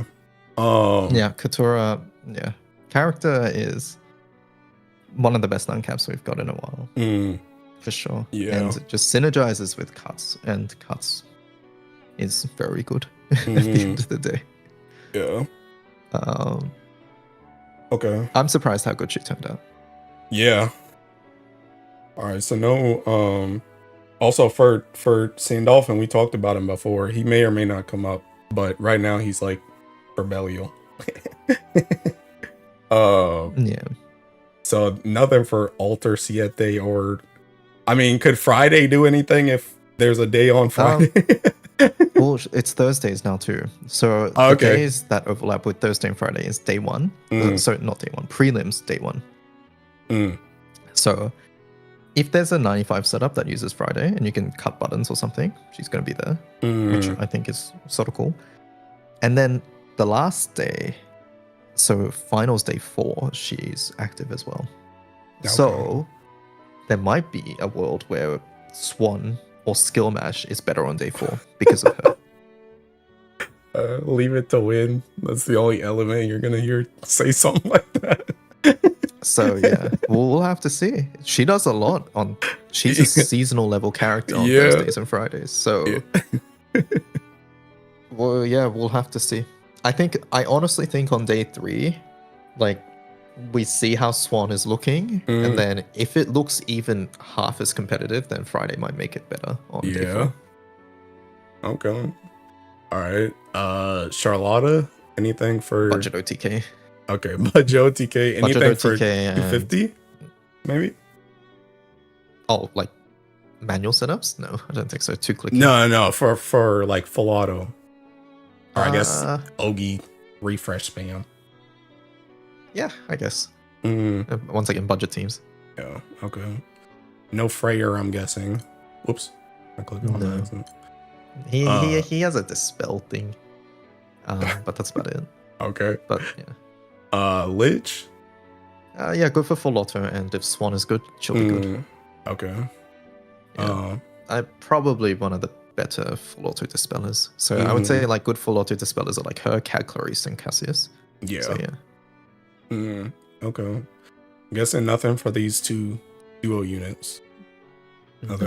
Okay. Cats 250 and backline? Yeah, 250 RF. Yeah, and backline. Cats will be in every team, regardless, because of his backline passive.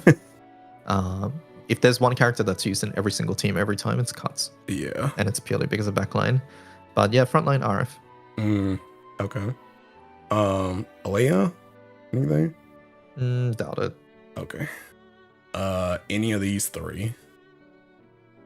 Any of those 3? No, I don't think so. Okay.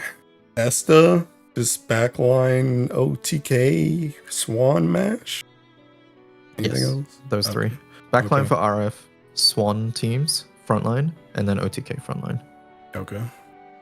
Yeah. Don't need S4 for any of these things. Yeah. Just you want FLB for backline. And I guess stats for frontline. Alright. No Yingwei. Aoyard is, I'm guessing your backline's full. Grimnir, Valentine's. What does that one do backline? Dodge? Yeah. Yeah, no, we don't. No. Valentine's Grim is a good 0-button auto attacker.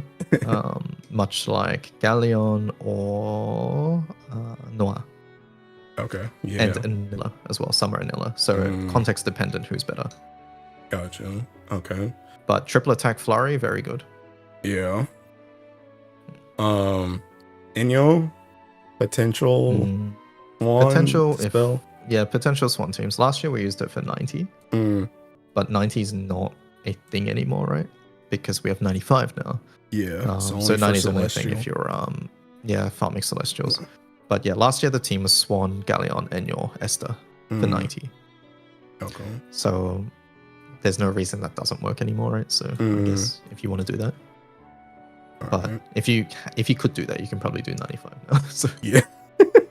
because it's a very invested setup. Yeah. All right. Baby Yiggy, anything? No, I don't think so. No. Okay. Naru. I think we talked about Naru a lot. Different setups, but just Naru good. Is Naru good? I would have to say yes. Yeah. I would have to say Naru is good. Yes. All right. Looking through your page there. Yeah, you can start skipping. I would say it's unlikely that any of these are used in any big capacity. Yeah. I'm not familiar with Carmelina Uncapped, but I don't believe it brought anything significant. I saw one Benu Filato that was slower than everything else. So. Right. And yeah, Corva's era is sort of over now. Yeah. It's busted. So yeah, Summer Corva is probably dead in a ditch. All right, let's get this one then. Yeah. You can Summer Nilla. Yeah, Summer Nilla triple attack setups. She gives a lot of damage for 0 buttons. Yeah.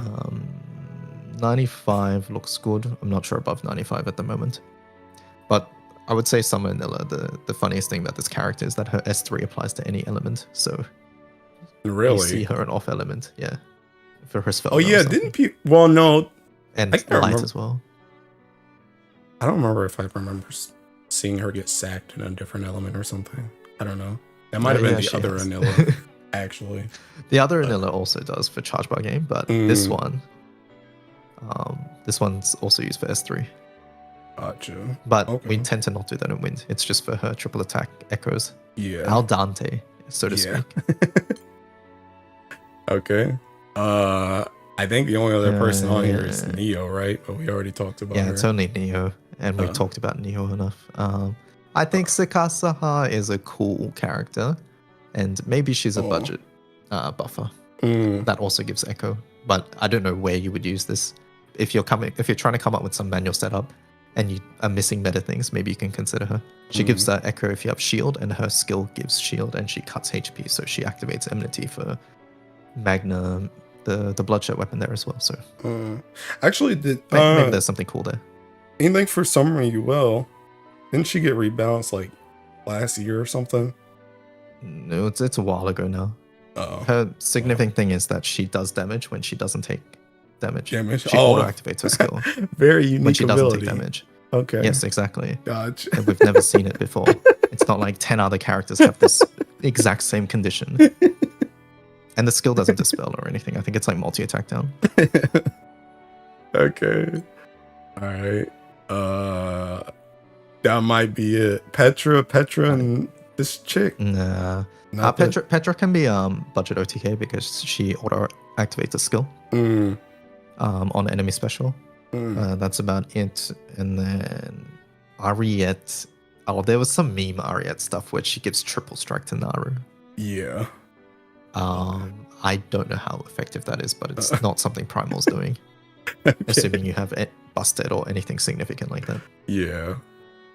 All right. So, yeah. Well, that's all my characters. I do want to see like Leisha uncap in the future. I think a lot of people see characters like that and Monica. Yeah, I think a lot of people got scammed because a lot of people were expecting they were gonna do, because you know how they delayed the FLBs this time? Yeah. And they did a double. I think people were expecting there was gonna be Lesia and Monica at the same time. That just didn't happen.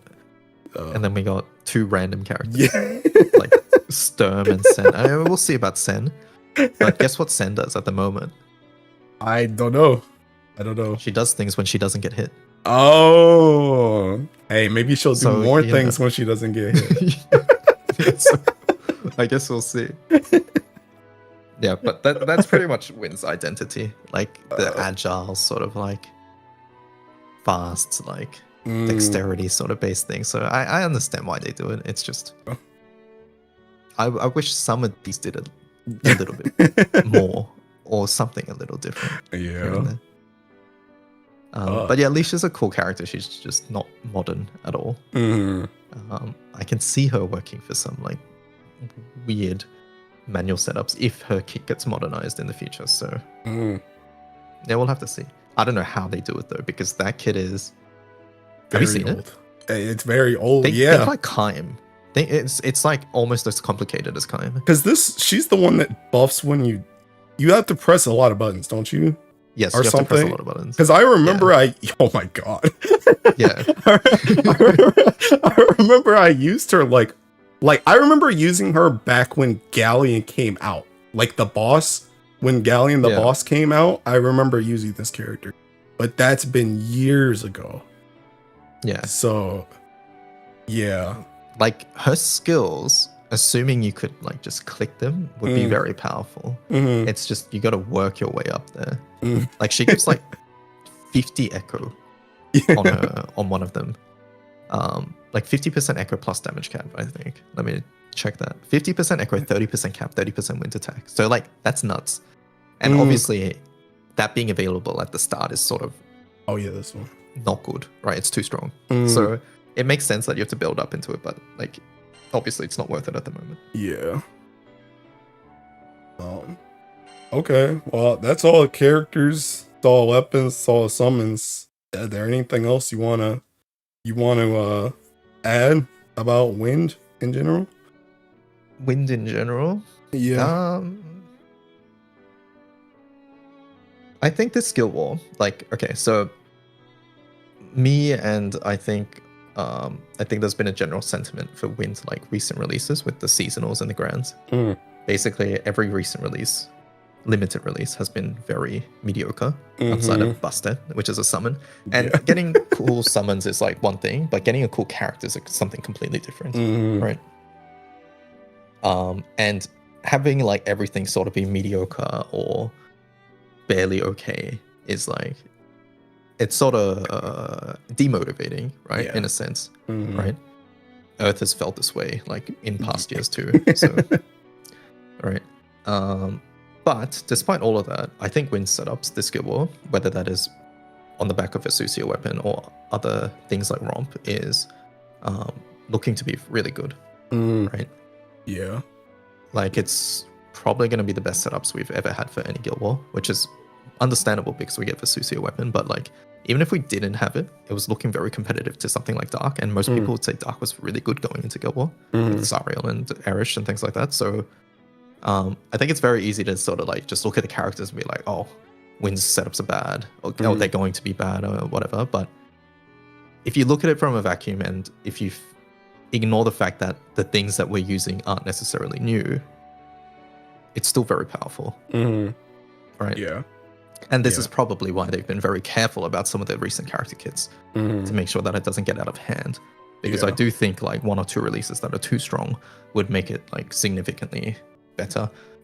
So yeah, I think like a lot of the negative sentiment comes from just the quality of the characters and the fact that like, as always, like you can't really bar farm or whatever. But I personally don't really care about that.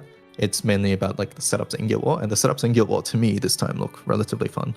So yeah, I guess I'm optimistic. Good. One question I was gonna ask you, and this extends a little bit past Guild War. This is just a general sentiment. Since you are the Wind player, do you still enjoy Wind right now throughout all the seemingly random releases or mediocre releases or not a lot changing? Do you still enjoy it? And then you don't have to go into like super depth with any fights or anything like that, but just are you still happy that you're a Wind like player, like a Wind main, or do you feel like you want to jump ship? I do. No, well, because I think this is mainly because of how I chose Wind to be my main element, which is purely because it had characters and playstyles that I liked and enjoyed, and that doesn't really change. Yeah. Right. Yeah. If I had jumped onto Wind because it was meta and then it fell out of meta, then this would be a very different answer, right? But because I picked Wind because I like the characters here. I like the concept of the element and things like that. No, I don't really feel any regret or the fact that I don't want to jump ship or anything like that. Yeah. Obviously getting new toys is fun, right? And I wish we did get a new toy for this Guild War. Because if we are looking at everything that we're using, it's things that have released more than a year ago. Galleon, Vampy, Naru, Neo, Noir. Like all of these things are not news, right? There's nothing new there. The only thing right now is maybe Raphael Fist. And I would say that's, once again, getting a new character is one thing compared to getting a new summon or like a new weapon. Like Swan was something new, and that was exciting, right? Even if it is only good for a Guild War, that's one thing. But Raph Fist isn't really being used for Raph. Like it is because of its buffs, but like it's a different feeling when Swan does something different, right? Romp does something different. Raph is being used because it's a fist that happens to give buffs, right? That's a different feeling altogether. So yeah, like despite Raph is new, technically there's something else that's also like, I guess Romp Rebalance is also exciting to some extent, but yeah, there's nothing new, so it's a bit disappointing on that front. And I guess going into next Guild War, I hope that there's something new, whether that's like a character, like whether that's a character. Yeah, I mean, it really has to be a character, right? We've had new things like Busted, but it's it's just that would be nice for the next Guild War. But I think this Guild War will still look significantly different than previous ones, Mm-hmm. despite using similar things. So that I'm happy with. And like I said, I think the setups this skill war are looking good, regardless of whether there are new things or not. Yeah. Well, good. I'm glad, because people always ask me about, like, people, because I've become a ranter person, so people ask me to do like the win rant. I'm like, that's not my element. Go tell DY to do that. But like, I've never really gotten a chance to like sit down and ask, like, how do you really feel about like the element and stuff? Because I like you said, Earth's gone through the same thing, and it's still low key kind of going through the same thing still. But it's just like, at the same time, it's like, it kind of become, and I can tell this too from having to play the other elements. And for Susia, man, like, even though Earth is super jank with a lot of stuff, it's like, that's still my Ellie though. Like, it feels like home in comparison to all the other Ellies. Just like, what's even happening with half of this other stuff? Yeah. So it's like, once you get like, because I chose Earth for kind of similar reasons to you for Win. Like, I didn't pick Earth because of meta stuff. So it's like, for me, it's like I picked Earth because I liked Earth. So it's like, even through thick and thin, I still stay with Earth, even though I yell about it a lot. But yeah, so I'm glad you're still enjoying that element. Yeah, like if I get a choice on what element to pick for any content for whatever reason, then it's going to be Wind always first. Yeah, and then it's going to be looking at other things if I am forced to. But yeah. Well, that's all I had. So if you don't have anything else, we're good. No, that's it, I think. Okay. Thank you for having me. Yeah, thank you for not only joining, but thank you for joining on short notice, because I was just telling them like yesterday, because the thing about it is I gotten my wisdom teeth out, so I haven't really been thinking about this in general. And then my friend had brought up that Guild War was soon, and I was like, oh snap. I didn't even ask anybody, because I try and ask people like, a couple weeks ahead of time, like, are you going to be available for this? And then we can try and set a time. But you were right there, and then we literally did it today. So thank you. That's all good. Yeah. It's things I enjoy talking about anyways. Yeah. But yeah, I mean, that's all I got. So thanks for joining. All right. Thank you for having me. Oh, we can split up here. I will see you later. Okay. Bye-bye. Bye.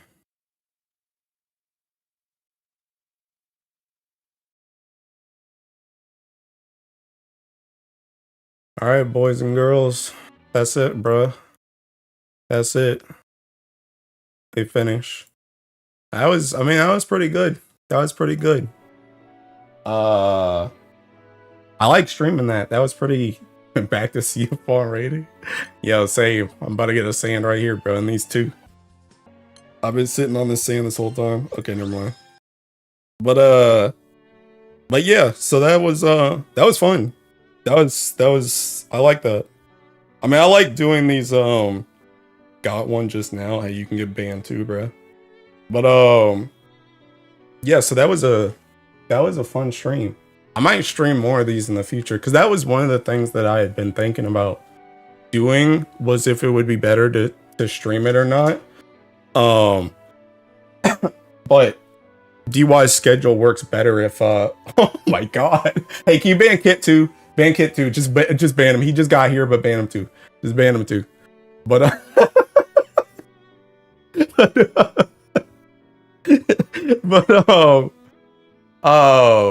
yeah, I was looking at stream, but it worked better for DY's schedule if he could stream and do it at the same time. So Kit plays the game. Yeah, I know, right?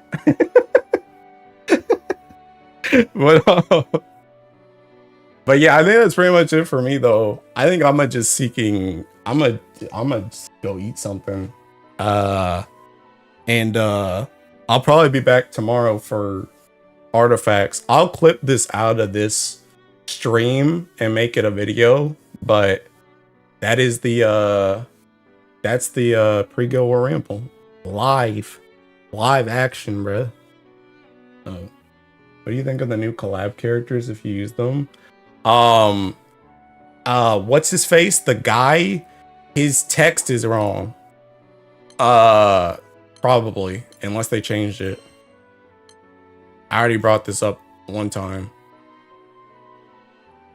Yeah, this is wrong still. Tech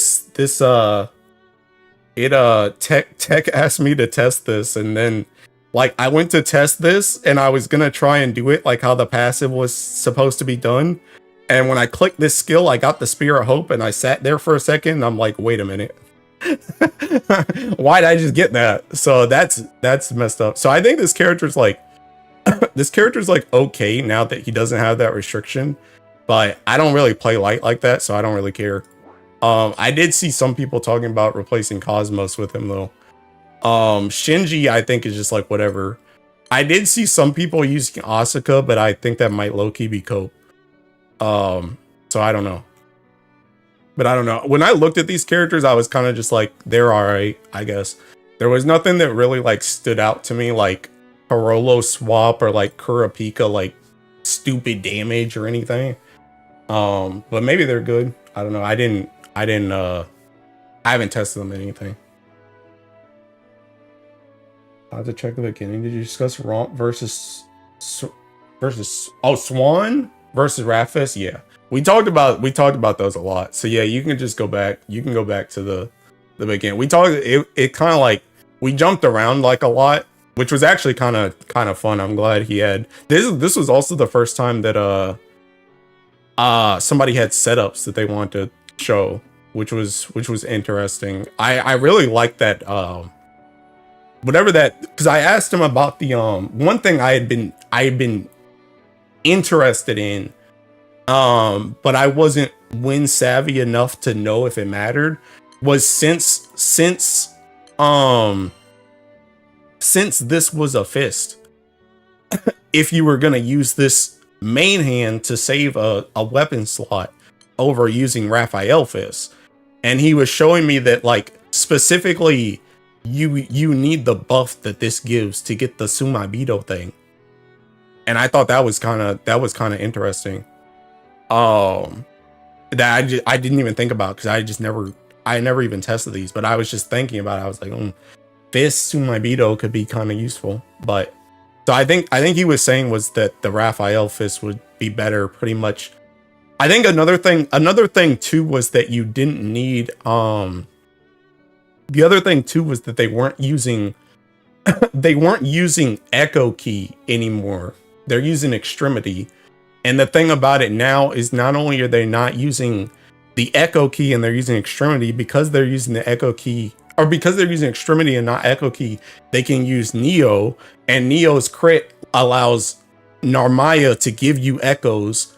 So you also just don't need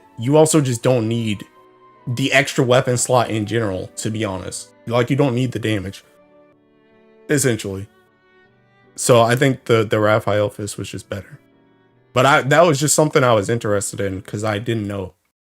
But it was cool that he had already tested that joint, so he had a decent setup for it. So yeah, thinking that too, since they didn't even press this one. Yeah. So but yeah, but again, I'll cut this out of the I'll cut that part out of the VOD, and I mean I'll leave the VOD in. The VOD will be left intact, but I'll make just a video segment of the thing, so that you can watch that.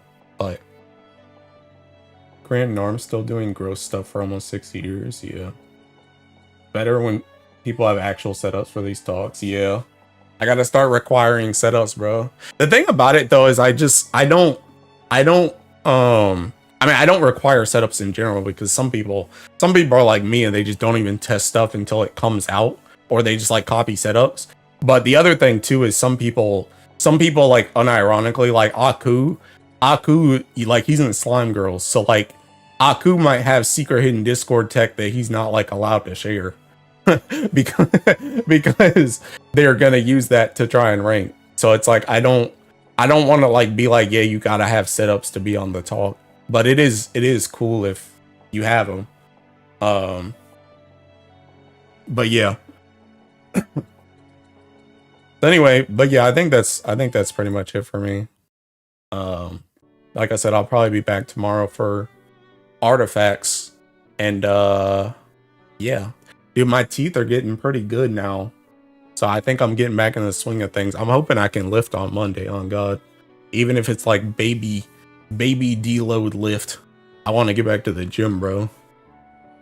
But anyway, yeah, I think I'm done. So thanks for watching. DY's stream is in the description and in the pinned comment. I think he's still streaming now. So if you want to go watch him, you can watch him. His socials are also in the description too if you want to follow him on Twitter or whatever. Subscribe to his YouTube. Want to ask what Earth character can fill the enemy's diamonds? You caught a Vampy from Wind. Yeah, you caught a Vampy from Wind. I remember that's what I used for a fall high level setup so that I could get the thing off. I don't think there's anybody actually. Cause even for my fall high level like thing, that's the reason why I used Mana Diver. Is because I don't think there's anybody that does that. I don't know if anybody fills the charge diamonds. Will not be here tomorrow. See you around 82. Thank you for the good luck and see you farm raise. I only kept getting spotties. You're welcome. Or a labor bot setup. Yeah, I don't know. Wait, for a labor bot? You mean for whatchamacallit? Bro, just guard. Just guard. Just guard for 2 turns and then 000. Call it a day.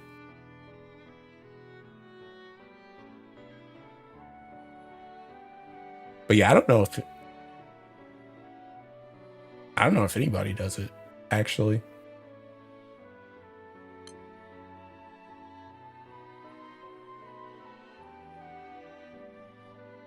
I don't know if anybody does that.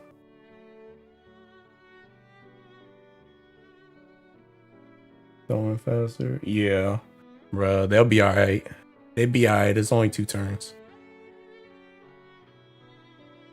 But yeah, I actually don't know. Is it on the wiki? GBF what is that even called?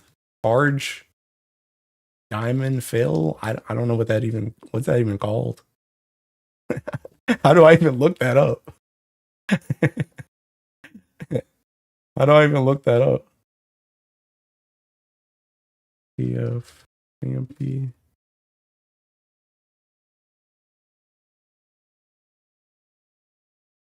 I don't know. I couldn't find it. Yeah. Fill charge.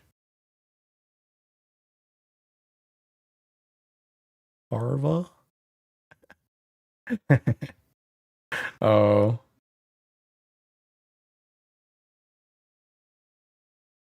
And show stream. Oh, Folia?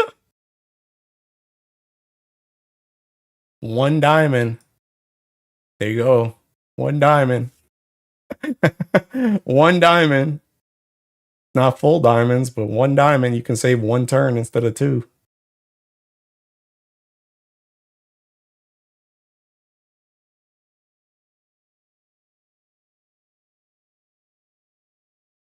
I don't know if there's anybody else. I don't think there's anybody that does it full though. Let's go. 1 is enough, I think. There you go. There you go.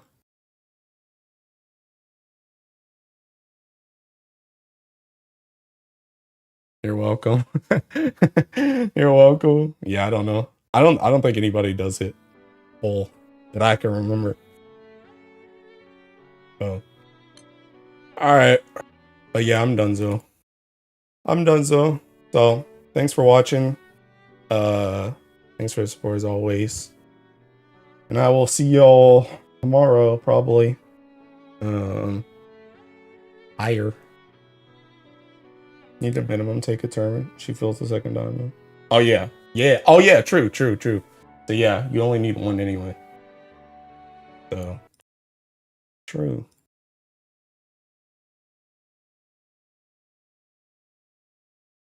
Alright. Alright, I'm done. I don't know if there's anybody to host. I can't cross platform host. So just go watch DY stream, I guess. Yeah, let me link this. Oh, he's playing Pokemon now. There you go. Fire.